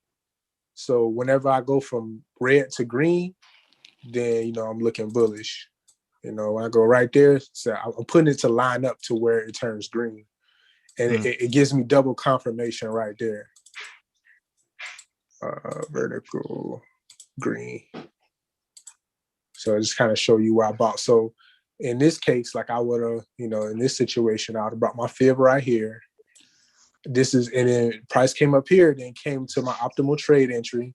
And then I got this signal here turning green that just gives me a lot more confirmation that, okay, this is going to be a change in trend. Right here, this kind of have like the moving averages and Bollinger Bands and all that kind of built in. And I see here, I'm kind of getting the change in momentum as well, kind of touching the bottom of those bands. So that just gives me kind of like double confirmation that this is going to get long. And this right here is, these signals are based on certain MACD, certain moving average crosses as well. So I got a signal. Whenever you see these black arrows, these are bearish signals, and these these white arrows are bullish signals. And you see they're pretty accurate once you wait for certain things to happen. I don't just trade every one because, you know, all of them don't really have, you know, super good trades. You can get a little something out of these, but I wait till I get stop losses ran. Then if I see a signal, like right here, we got these stops here, they get ran, and then I get a signal. So now that is what, you know, would make me want to get bullish, because I got like double confirmation. And yeah, you can look where it turned green right here. Get a higher move here. You can see right here where it turned green right here. And you don't get much of a move here, you know, but, you know, you might have other things, like it might be a higher time frame order block sitting right here, which is making this whole thing change direction. But that's why you start off with that higher time frame, drawing out your support and resistance, you know. So once you get down to these levels and you get down into the strategy, you can see on a higher time frame where it's going to change direction. But yeah, you can see right here where We got a green arrow right here, and we get a nice, little move right there. You can see right here. Now, see that indicator at the bottom reminds me of a TTM squeeze on was a trading view. This one right here? No, the one above it. Oh, this one? Yeah. Yeah. And it just works, pretty decent. But right here, you didn't get really much of a move, what I'm saying, right here. But at the same time, these are just, confirmation. I'm using other ways to kind of gauge where I'm gonna get in and out. So I wouldn't even really get in an order right here because there's no other bullish indication for me necessarily, unless it was small. Like, take that small trade, I probably wouldn't take that. But a lot of times too, I use it as something that makes me just start, all right, now I'm gonna look for the stop rate. So at this point, I would be looking for a stop rate, which I see right here. The stop rate happened right here. And then I would take my fibs, of course, from right there, and then, sets up this same move right there. And of course, let me take these out real quick.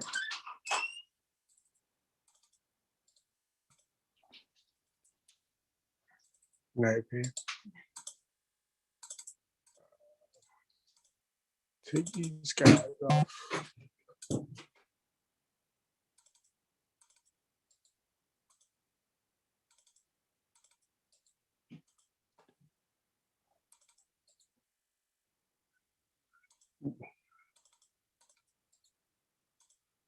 All right, let me put the back in here real quick.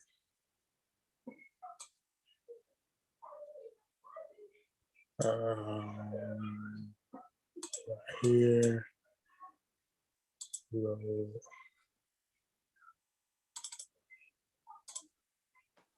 Okay.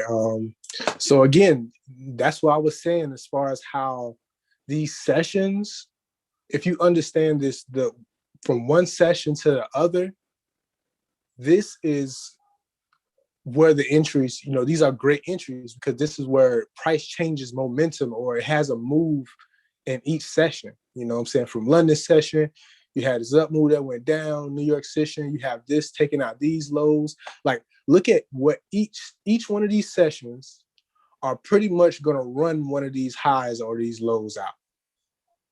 Like right here, you got New York session. London runs this session out. You know what I'm saying? Right here, when New York started, it kind of ran the high of that one out. And then when this one started, it ran the high of that one out. And then this one started, it ran the high of that one out. So if you can just take, your fibs from the bottom of one session to the other one, and you're gonna get entries. You know what I'm saying? From whatever side, even to the downside. Again, you take it from the top of that session to that session. You got an entry too. It goes into the the caution area, but it still doesn't hit your stop loss. It comes back. Let's say you got in right here, optimal trade entry, it went against you for a little bit, but then it kept going down. And within each one of these sessions, there are, what are called kill zones. Let's say we go down closer into these levels. And what I have right here in purple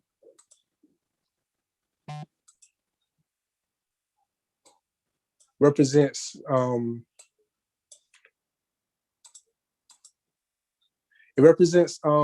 certain time periods where certain things are going to happen. So right here in London, whenever you have these purple, this is a certain time where price is going to move to like an order block, or it's going to move to take out a high or a low. So a lot of times you just sit and wait for these moves. So like in the morning, which I kind of learned from Stock Guide, you have this move that usually happens in pre-market where it kind of creates a high and a low, like a range. That's why I have these little blue lines sticking out here to show the high and low of this range.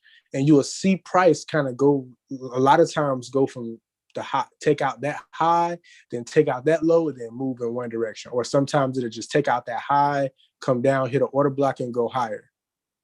See, even right here, the same space it came and took out that high and took out that high and then moved down. Right here, it came and, kind of hit off that order block and went higher. Right here, price comes, moves, takes out that high, takes out that low, comes here and then goes down. Again, here, price comes, takes out that low, then comes and hits that order block and goes lower, and takes out that side.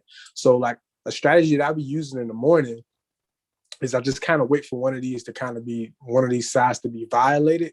Then I know price is going to return and take out that other side. So like price will start off, it goes down here, violates that low. As soon as the market open, I know it's going to come and violate that high. Same thing here. Price starts off, violates this low, market opens, I know it's going to come and finish violating that high. Of course, every day, you know what I'm saying? The same things don't happen, but it's just, if you understand what price is trying to move to and why it's trying to move there, you can set yourself up for the next move.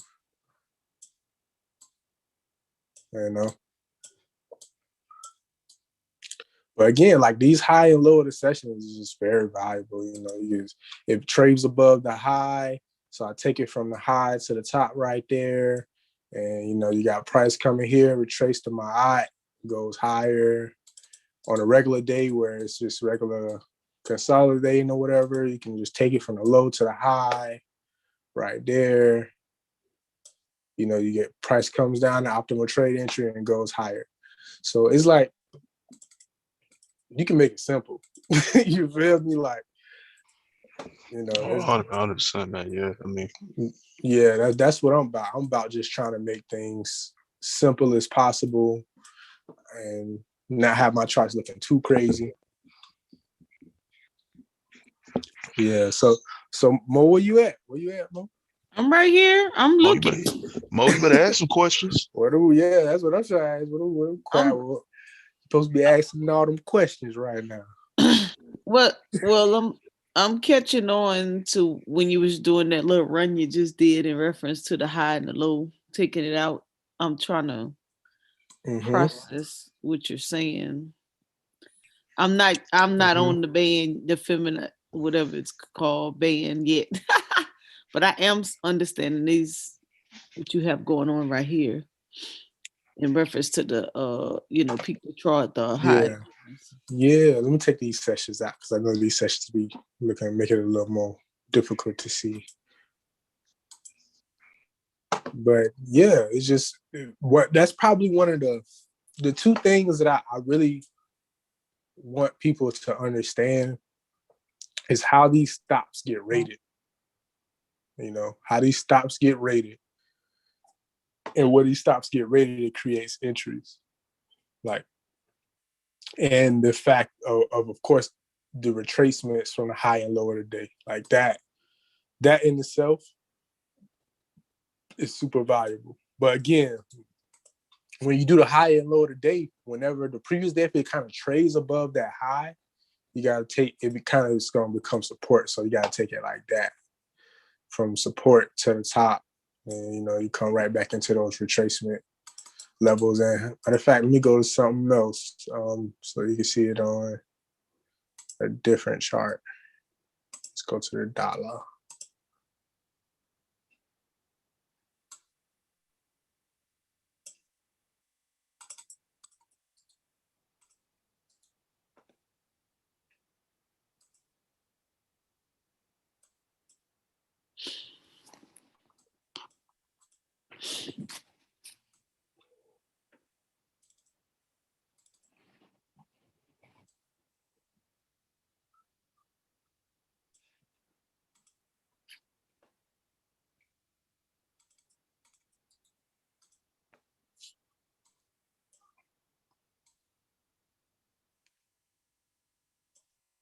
But yeah, same thing on the dollar. If you just with these high and lows, like especially if you're in a range, this is so whenever you're in like a kind of a consolidation type range, it makes it real easy. Like what I'm saying, you can just from the high to the low, or if you follow price right there. And like this right here, you can trade. This gives you like multiple opportunities. Like come here, you hit that optimal trade entry right there. Price comes down, it hits that again, comes down, hits that again, and then really reacts. So it's like sometimes you frame that, and you'll really catch like that move. This is a whole week move. Like this is Monday. Monday gives you like real good symmetry. And if you could, let's say if you doing options and you did options 5 days out or a week out, this whole week, you got that move. That whole week until Friday, you got that whole move.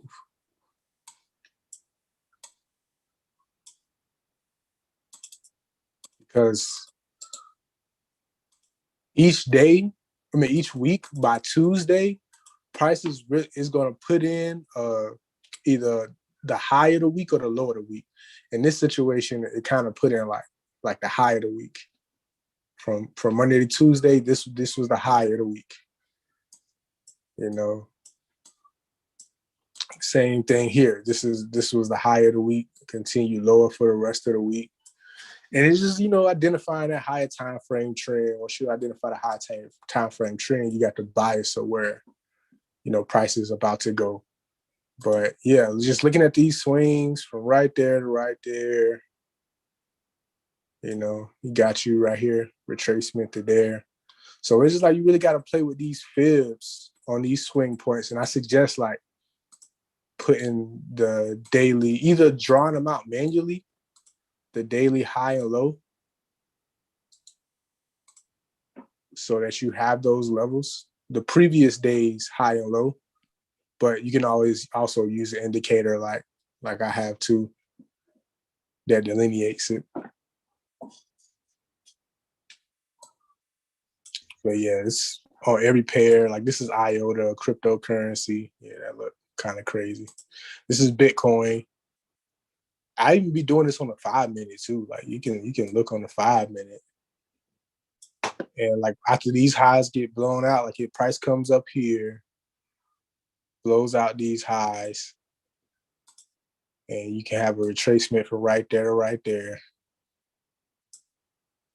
Comes back, hits that optimal trade entry, then just goes way lower for the rest of the day. Like if I was looking at this on New York, this could have been a definite move all the way down.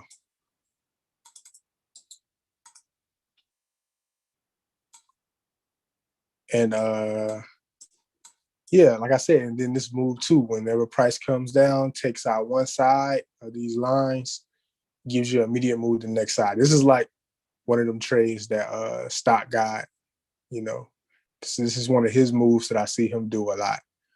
When price, that range, that pre-market range gets violated, they take out these stops that was resting, this swing here, people thought, oh, we finna go lower. Like, saw this strong swing here, oh, we finna go lower. Comes, take all them out of their position, then go low,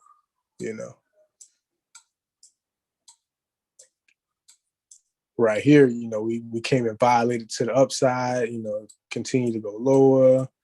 Again, right here, you might not necessarily say it violated to the downside, but it violated this London session. It came, took out the low at London, so I would just take my fib from right here and chase price right there, and it comes up, goes back down to the optimal trades entry, trends higher. And you can only really like make these type of moves if you was doing Forex, because of course, well, this is Bitcoin, so that's different. But if you was trading like SPY or something or Facebook, you wouldn't really be able to make this move unless the market was open for New York.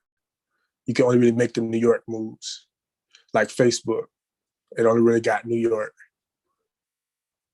And look at, yeah, this is a retracement right here. Came back here, came back to that 62 level, and it's continuing to go higher.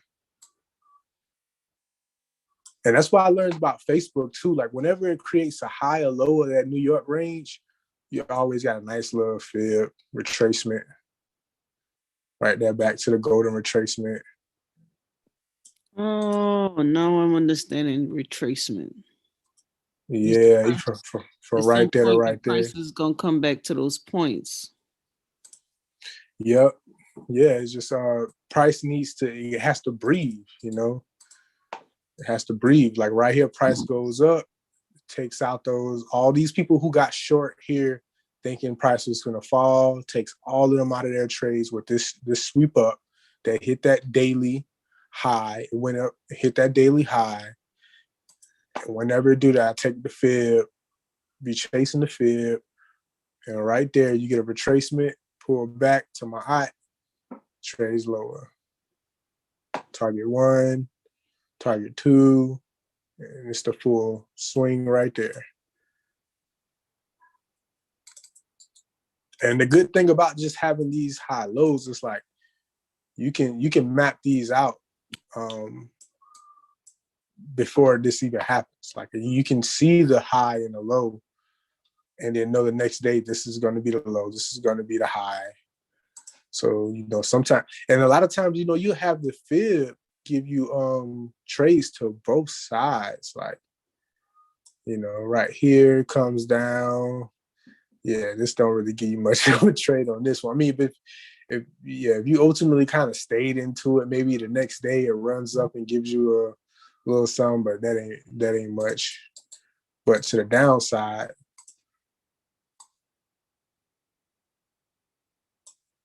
it comes back, retraces to my eye, then trades lower. You probably would have got out like right there. Yeah.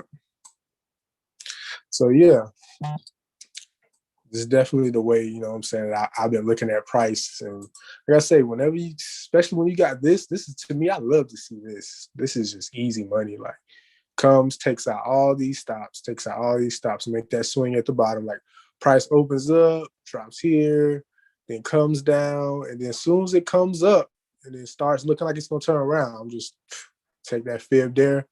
And you really got, trades all day. Or if you just was, what I'm saying, looking at, let me see, of the previous day. Like if I was looking at a high low the previous day, it really didn't.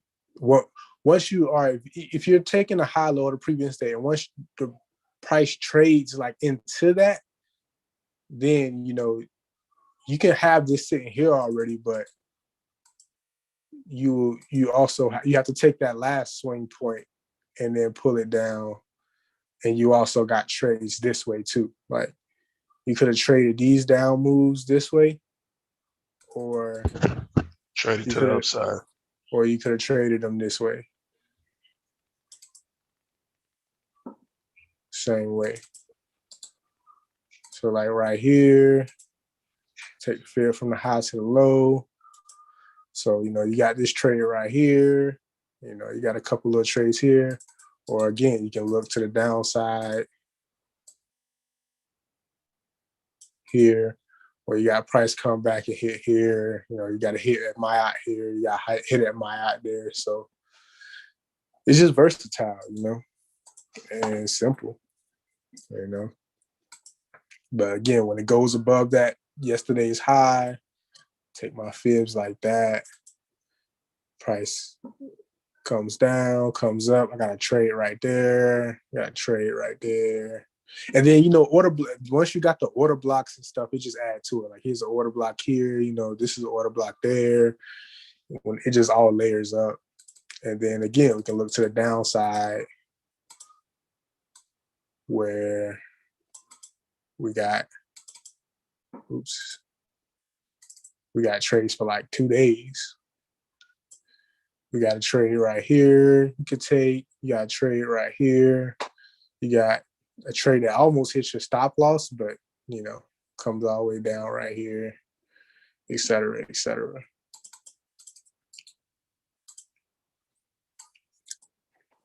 And again, like it's also just watching these moves when price comes up, it hits one of these, it takes out these stops. I can take my PIV, pull it right here. And we're gonna come back here. I got a trade that's right there, trade here, trade there, same thing. And then these, of course, these little indicators, little extra little things I have. Just give verifications. Let me know. Gotta move there. But yeah. Anybody got any more questions? Keep looking and practicing. Look at my charts. Let me see. Yeah. So what you wanna? We can switch real quick. You want to practice and try to play with the fib, son? Oh, to the no. Huh? No, no, no, not. My eyes tired. I'm not gonna be able to do it. I'm gonna do it though. I got to get back to it because I was like, oh my god, I fell off bad. I have to get back to it. So I'm gonna be doing some more lives. So when it's available, but I'm getting now because at first when you were doing the bands, I didn't know what that thing was. I was like, okay, I see what he's saying. To the side of the lines, price points. Okay, so the more you repeat it, I'm kind of I'm understanding, especially when you says taking out the stop losses, whatnot. Yeah, that's the name of the game, man. That's the name of the game. And So just so you're looking at your chart. So you're looking at your charts because you're doing this beforehand, right? This is in your plan to know where you're going to trade for the day. yeah, like I'm usually up in like London or something, waiting for the New York trade. Or sometimes I'm trading London too, and yeah, before the day, whenever I make a high and a low of a certain day, like right here, Okay. you made your high right there, and a low right there. So when we look at like this right here, I'm already gonna map out the high and low of that to create that. And then draw my fibs kind of the book. I might have two charts up, one with the fib drawn this way, and then one with the fib drawn the other way. And then just kind of see which one price is going to hit, which one is like it's trading to hit. So the one I had to the upside, it didn't look like it was, as I saw price come down here and it was trading up, it really didn't look like that one was going to play out. So I'm more focusing on this one.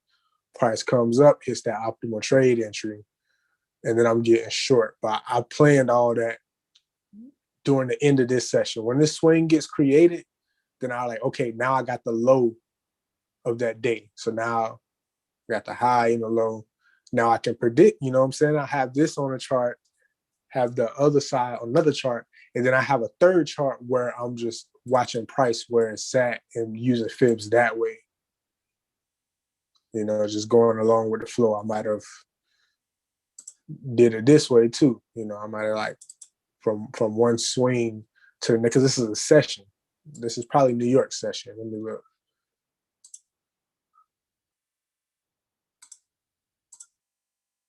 This is probably New York session.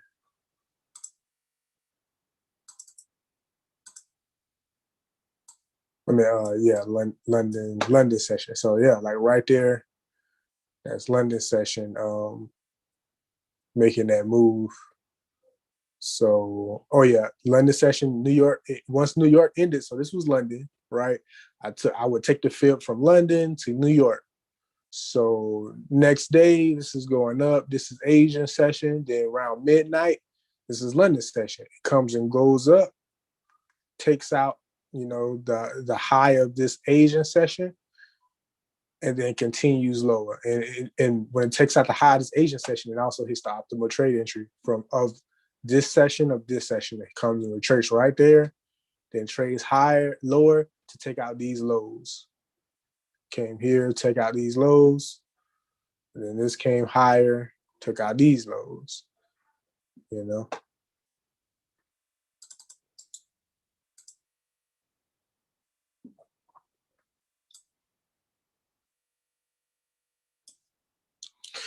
But yeah, for me, yeah, using this methodology, it just made me see price totally different. It's just like I can see now. I can see what the objective is of the people who move in price. I know what they're trying to accomplish. So like, okay, right now, this is what they're trying to accomplish. They're trying to use these people's stuff as liquidity. They're stealing these people's trades. They're trying to line this up symmetrically. They're trying to defend one level. They're trying to support another level. You can see all that by what's happening during the sessions, how these candles are forming, and what reactions are taking place. What are the levels,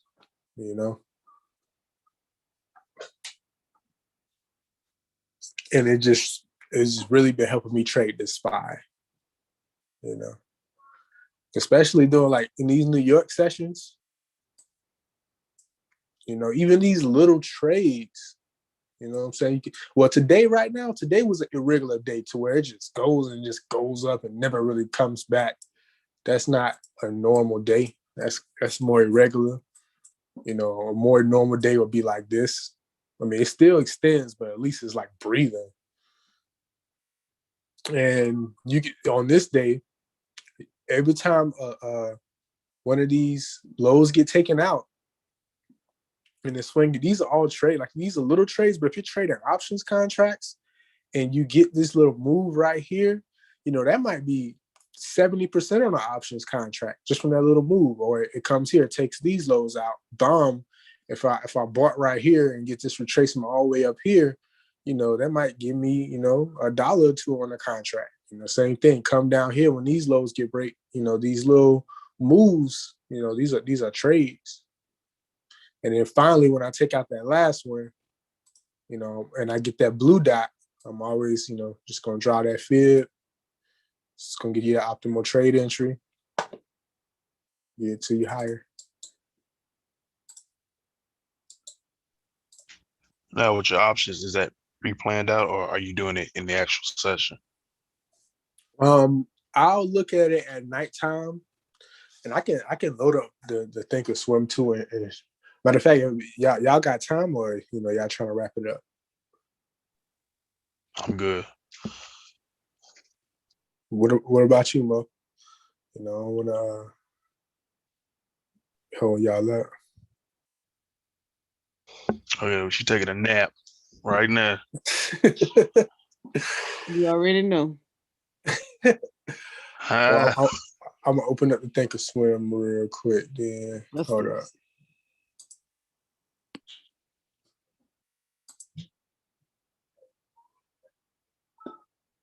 Y'all know I train early in the morning at 6, so forgive us. Nah, I feel you. It definitely is difficult trying to trade these markets, and when you got stuff to do, man. I'm still trying to get my schedule together, man. But I have to get back into, because I was doing well, and then I just forgot. I just forgot how to trade. I just be looking at the chart like I don't know what the world I'm looking at. I'm like, I know this stuff. What am I doing? Yeah, it's just it's just like anything. You got to get some practice. It's like just like when you playing ball. I mean, you know how to ball. You might have a shot, but whenever you stop playing ball for a minute, you got to get warmed back up. Like you gonna have to work that shot back out. Yeah, you got to find your groove again. Yeah. You tell you trying to walk again. I was like, dang, I didn't even know I forgot. Yeah. You gotta get that muscle memory back rolling and get your rhythm. That rhythm is something serious. Your rhythm is definitely something serious.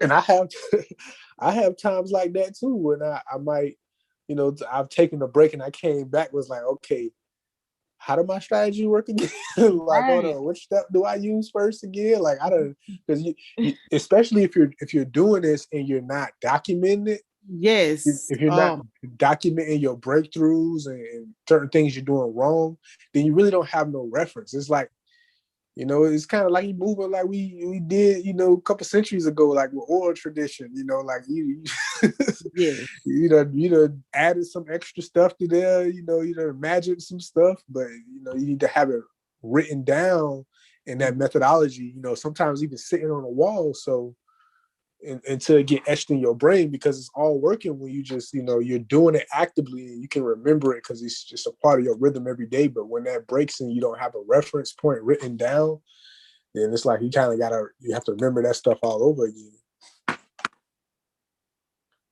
Mm-hmm. Man, I appreciate it. I definitely gonna get in again and get back in this swinging habit. I get back in my little Tuesdays too. Just have to get my timing down for the end of the week, end of the weekend. Probably jump on again. Maybe not live, just just zoom it out. Yeah, definitely. I told you I got you if you need any, you ever need any help on, you know what I'm saying? How to get Yeah. some strategies on how to get back into it. Because, I mean, just to be honest, like to me, this strategy is just simple, man. That's one thing I was trying to like develop. Like, how can I use the things I've learned to create a simple kind of turnkey strategy? Mm-hmm. And I don't feel like you don't even really need no talent for real to do it. You just gotta have discipline. And that's the hardest part with that strategy is like waiting for those opportunities to pop up.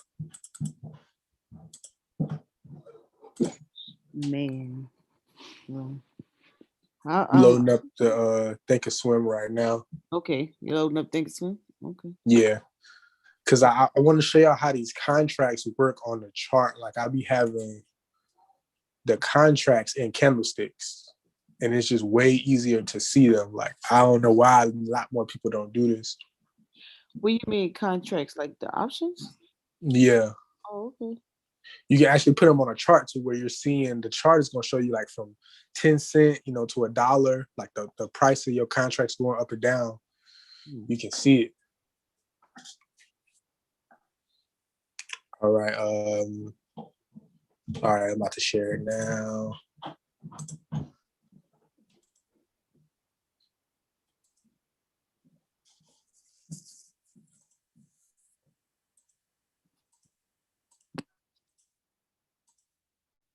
All right, oops. Can y'all see it? What? Yeah. You got two screens? Two? Yeah. So right here, this is just a regular SPY. And remember I was talking about pre-market, like that pre-market consolidation, like when you play those moves, wait in the pre-market for one of those things to be broke and then a quick little move, But like these are, matter of fact, let me go to, so right here, let's say if I put SPY right there.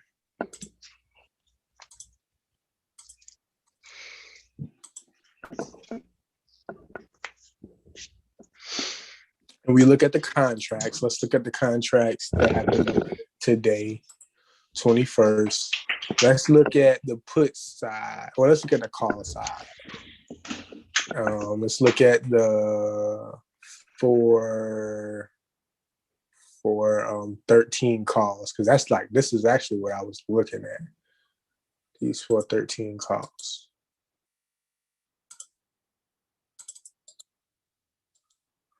I gotta hit control.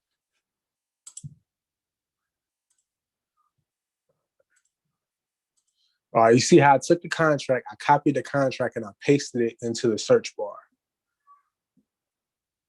And then when I go to chart, now this is the actual contract. Let me take the studies off real quick.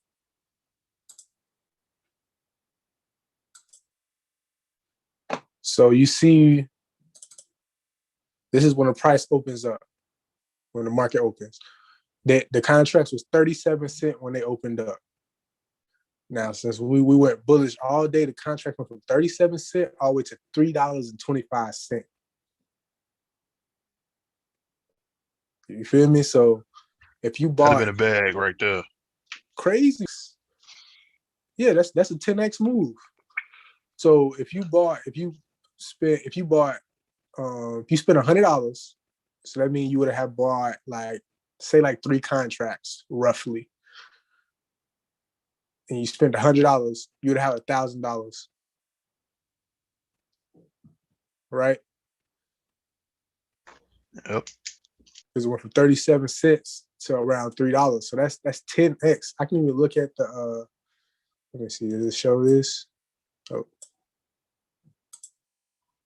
where's I think I got a measuring tool.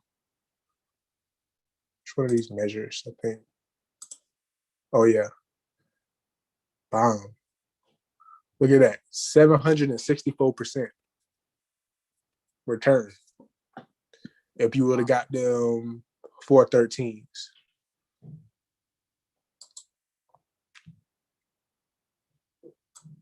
Even if you get, you could have got one contract at 8 off that for $37, and you would have sold that at 300. You would make $325 for $37. But even with these contracts, if you look at the candlesticks on these contracts, let's zoom in right here. You'll see, price kind of making these lows, and then these lows getting violated the same way. Right? Comes up, low gets violated, and I could take my fib again from where this got violated. Oops. Did I change? Okay. From where this got violated up to the top right there. So when price came up and once it retraced, hit right here at the 618. That's a trade. Let's see how much that is right there. Hold on. Because I'm telling you, like, nothing else can beat scalping these option contracts, if you ask me. Unless, of course, you get in the full move and you're doing like swinging and you know what you're doing. But it's just so much. When sitting up and watching how these contracts move and seeing how a lot of these big boys trade these contracts, they just be scalping these contracts, just making little moves. Because like this little move right here, from right there to right there, that's 20%. So like pretty much each one of these little moves is gonna give you 20% on your money. So if you turn around and let's say you putting up $1,000, it's a cool 200. Some people put in $5,000. That's a cool band right there. Each one of those cool band. And then if you catch it right here to that swing to take out these highs right here, that's 50% move. Again, right here, you got these lows right here. These lows get taken out. And then right here, this is an order block right here. Support. This is consolidation. So this is basically support right there. And it comes and violates that. And you can take that one. That's another 25%. So like you can literally trade this thing all day. And right where I was showing you, where you take a lot of those moves, those retracements, create these little rifts in these contracts. So we can let's look at a different contract real quick. Oops.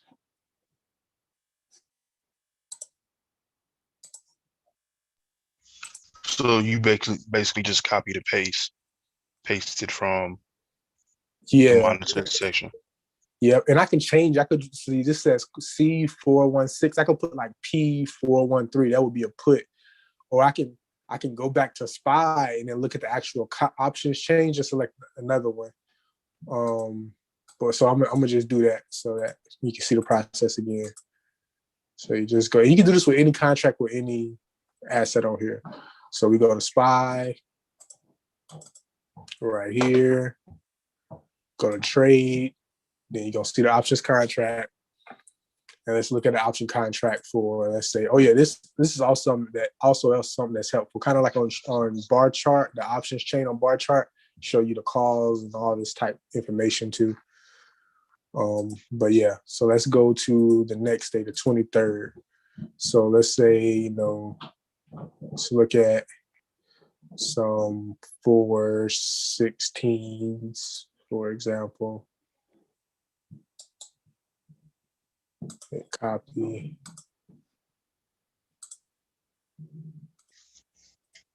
Paste. You can look at these contracts right here.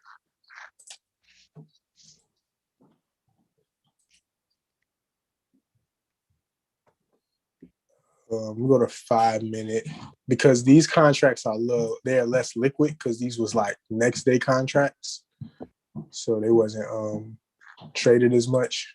So let me go to the 5 minute.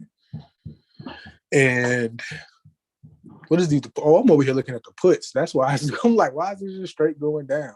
These are puts. So yeah, this is people who bought them puts at the open. Who might have thought it's gonna open up, hit some here, or they might have thought it's gonna come here and continue to go down. They kind of got toe up today. But let's put call. Let me switch that to a C. But I would have up both sides of the market. Like I said, I take my fibs and I'm measuring both sides of the market to see where my optimal trades entries are at both sides of the market. And then my targets where I'm expecting liquidity to get ran, you know, whether it's to the upside or to the downside, where those swing points are, that's where the strike prices I'm generally looking at. Okay. You know what I'm saying? So yeah, let me go to these are 5 minute. Go to the 1 minute because a lot of times I look at this on a 1 minute chart because I want to see all the swings.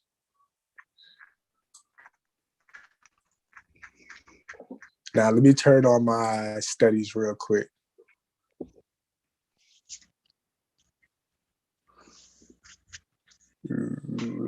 Steady set. Okay. So okay, right here. One thing I really like these more classical technicals with the options contract specifically. So I will be looking at my other charts to see my moves, to gauge my moves, and then I will be looking at this to see when the best chance for me to buy the contracts.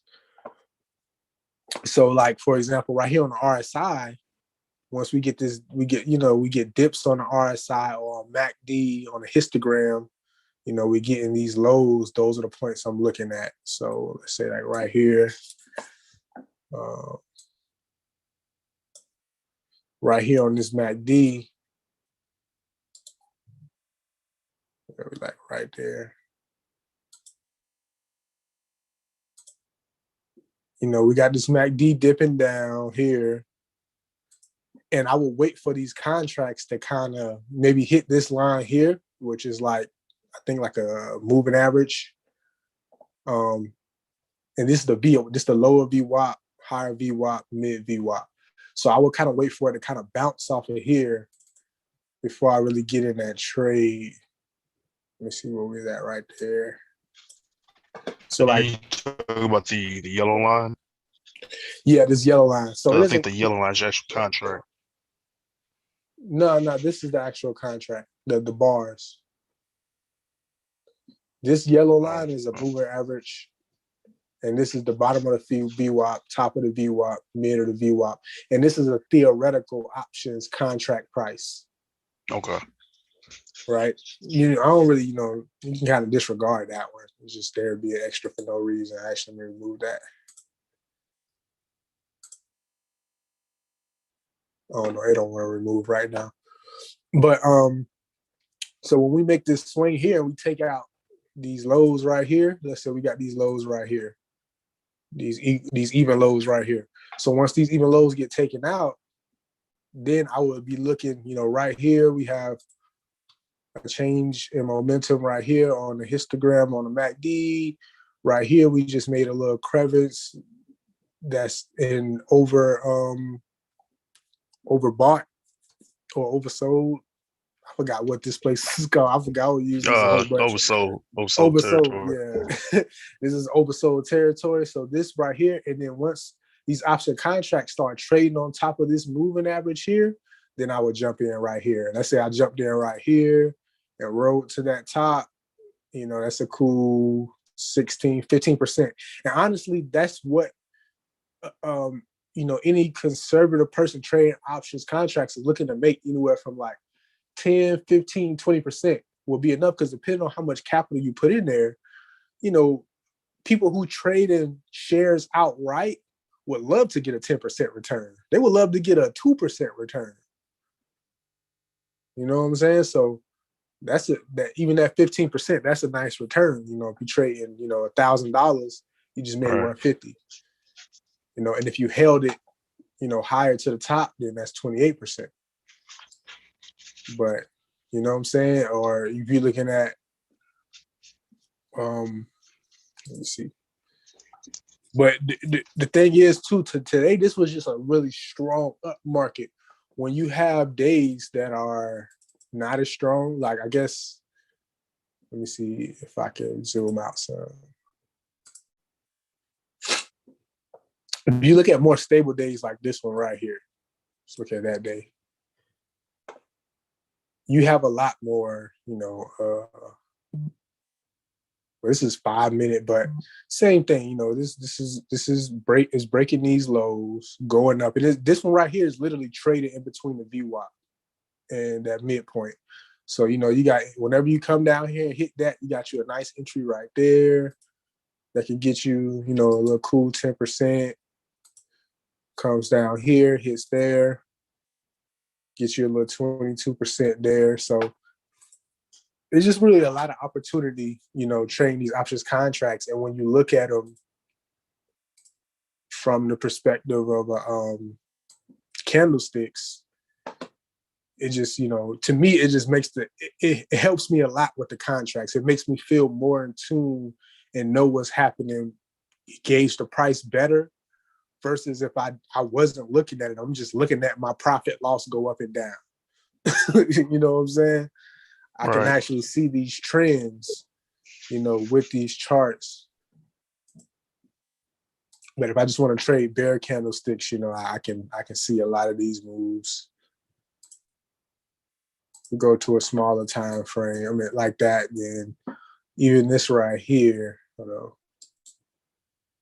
remove. Yeah, every time we create, like even right here, when we create this swing point right here, and this is an order block. So we go to this order block right here, creates this swing here. I can take my fib from the bottom of here, from the bottom of here up to here, and price goes up here, trades down into equilibrium, hits that 618 pretty much, and then gives you another trade. Gives you another trade. Let's see how much that is. It's cool, 30% on your money. But then if we took the fib from right here to from right there to right there. Again, we got to come back here into this, and this is an order block right here too that lines up perfectly with a 618. It just gives you a nice move up that can give you a return. You traded that to the end. That was a 63%, which lines up with this gap right here, ironically. So yeah, it's just a different ways that you can, like fine tune your trades, look at price, things of that nature. Understand the contracts better and why they're moving. You see the volume of the contracts. If I have time and sales and what else?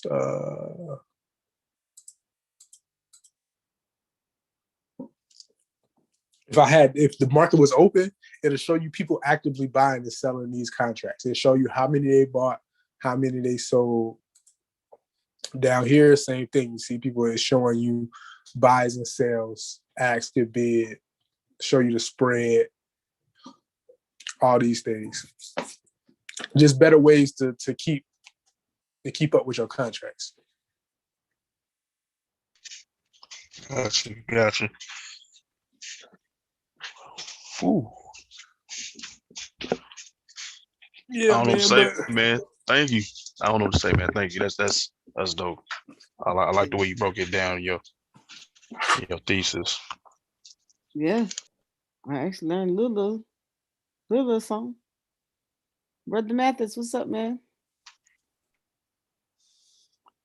You know, I'm there just sitting there soaking it up, you make some power moves. trying to, just Mm, trying to learn it. That's all. yeah. Yeah, man, that's facts, man. I just go by that, trying to keep it simple, straightforward. And like I said, I've tried a lot of strategy. I've spent a lot of money on courses, all kind of stuff, man. And by far, this is the most simple, accurate strategy that I've ran past. And that's why I've just been so dedicated to trying to, piece it together and have it in a way that is as easy to understand and easy to digest and easy to use.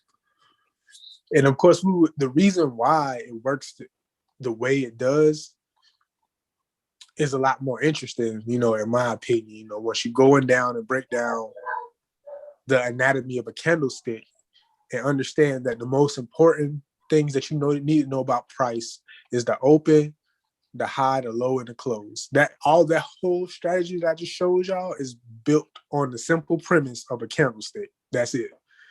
Just really laying out the levels that the candlesticks are touching and realizing that each candlestick before, like, it's trying to take out those wicks, take out people who are getting short or long on that candlestick.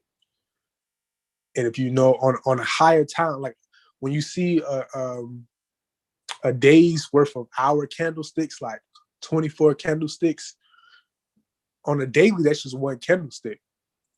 And when you break it down to the hourly, you're gonna see 24 candlesticks, but that 24 candlesticks is just representing one big candlestick. Same thing on a monthly, same thing on a daily. Right. So that's why it's important to gauge what's happening on that higher time frame, because that's going to trump all those lower levels. Institutions are looking at the daily more than anything. They're making their targets based on a daily. So if you're trading based on a daily, then you're going to be in sync what's happening on those smaller time frames, because all it's doing is creating a candle. It's creating a daily candle. Like all that intraday candles are just creating the open. And there's 3 stages. You have accumulation, which is going to happen at the open. Then you have manipulation. That's when the wicks run out the previous wicks. And then you have distribution. That's when the price goes the other way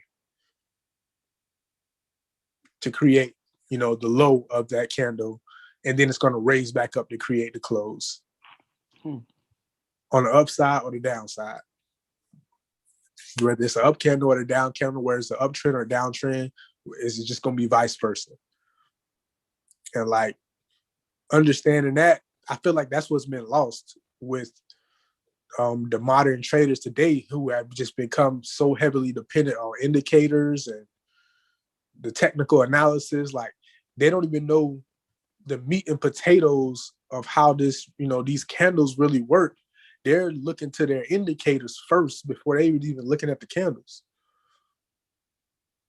A lot of people basing trades based off strictly based off an indicator. Like their indicator is RSI is oversold. That is where their trade idea is starting from. So that it automatically kind of, disqualifies it in a way, because it's not even a real trade idea. If your initial trade idea is coming from a lagging indicator, it kind of puts you at a disadvantage. Yep. All right, y'all. Till next time. We appreciate you, Marquise. Definitely. Thanks Do everybody. you Thank you, use sir. the hourly chart more than or the daily? We use them both all the time. I'm sorry, what'd you say? Use the hourly or the daily more, or you just use them both equal? I mean, I use both. I always start off on a higher time frame. Like I'm gonna start from the monthly, break it down to the weekly, break it down to the daily, in order to frame, where the opportunity is at. Then I'm going to break it down and use like the hourly, the 15, and then, also the daily as my big map. But my small map, once I've identified on the daily where the opportunity is at, now I'm using like a 15-minute hourly, you know what I'm saying, to fine tune where that entry or that exit is at.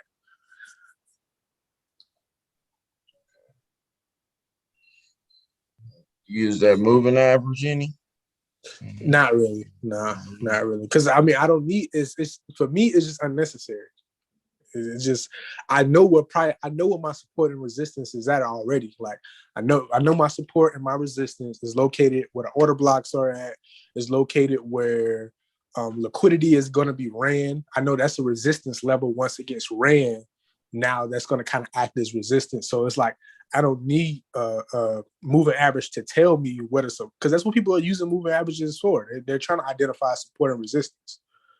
But I don't need to see a lagging indicator that shows me what a support and resistance at when I already know where it's going to be at. I know it's going to be daily open, daily close, Fibonacci levels, order blocks. I know what a support and resistance at. So for me to put a moving average was just kind of overcomplicated for no reason.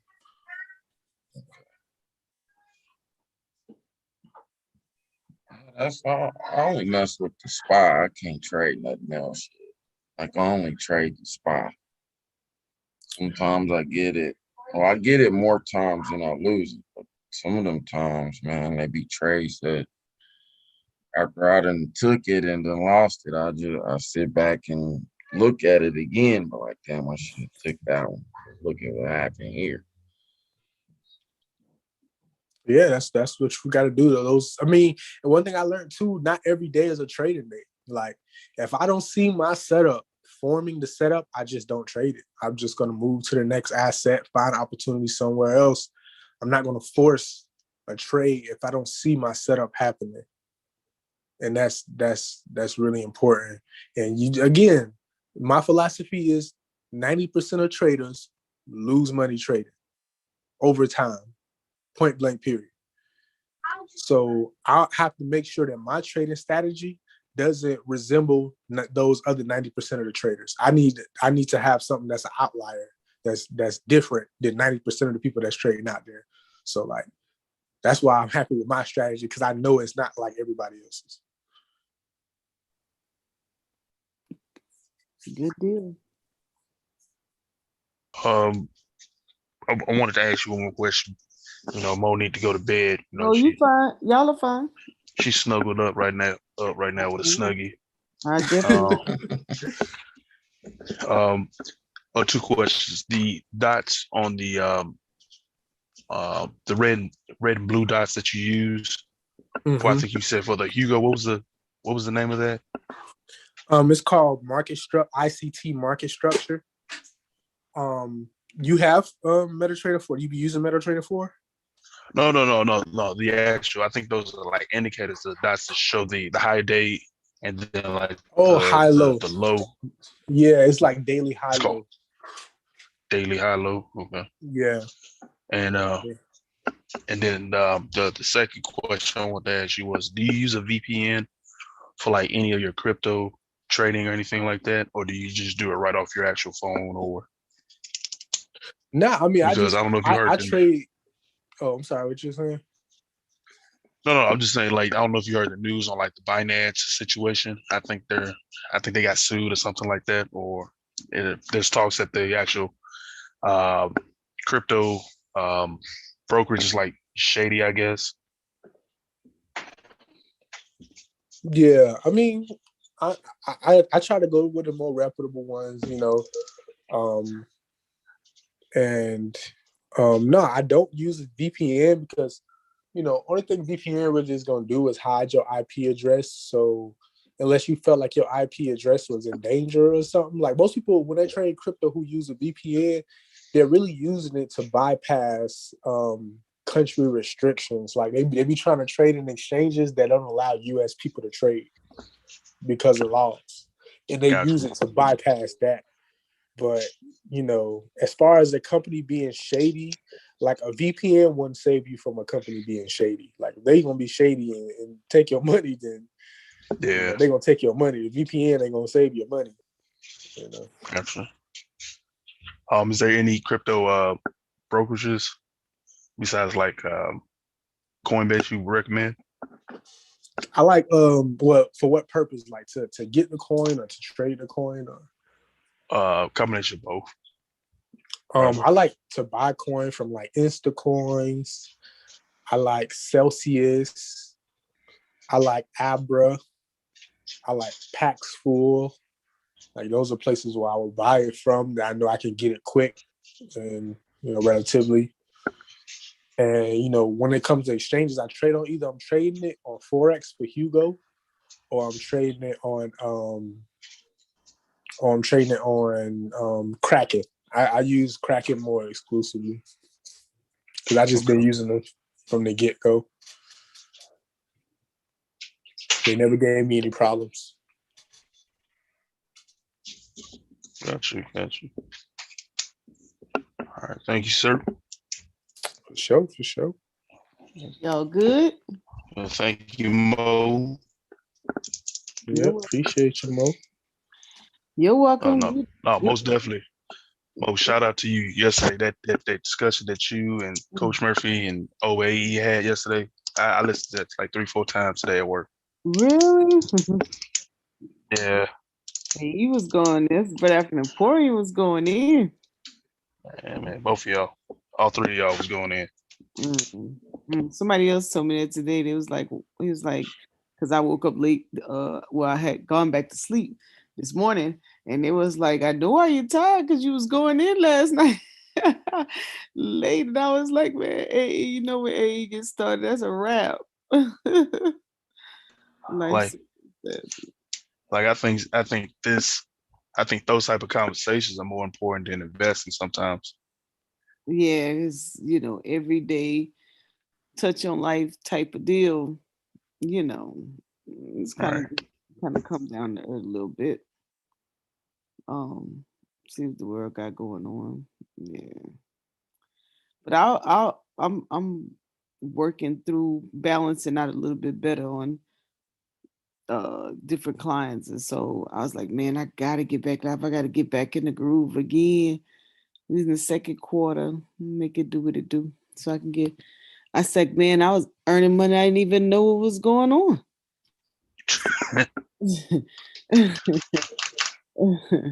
And then I don't know. We look like everybody has some bad weather out there too right now. So whatever. But anyways, before the end of the weekend, we probably get in again. I know we got class tomorrow. I think we got class. Maybe. If we don't have it, then I'll pop live again. We could do it again. Marquise is available. Yeah, for sure. Okay. So if AE get caught up fishing or something, we we get in. We get in. If not, then I'll see y'all in class tomorrow. That sounds good to me. Hey, peace, power. Peace, power, Peace, family. y'all.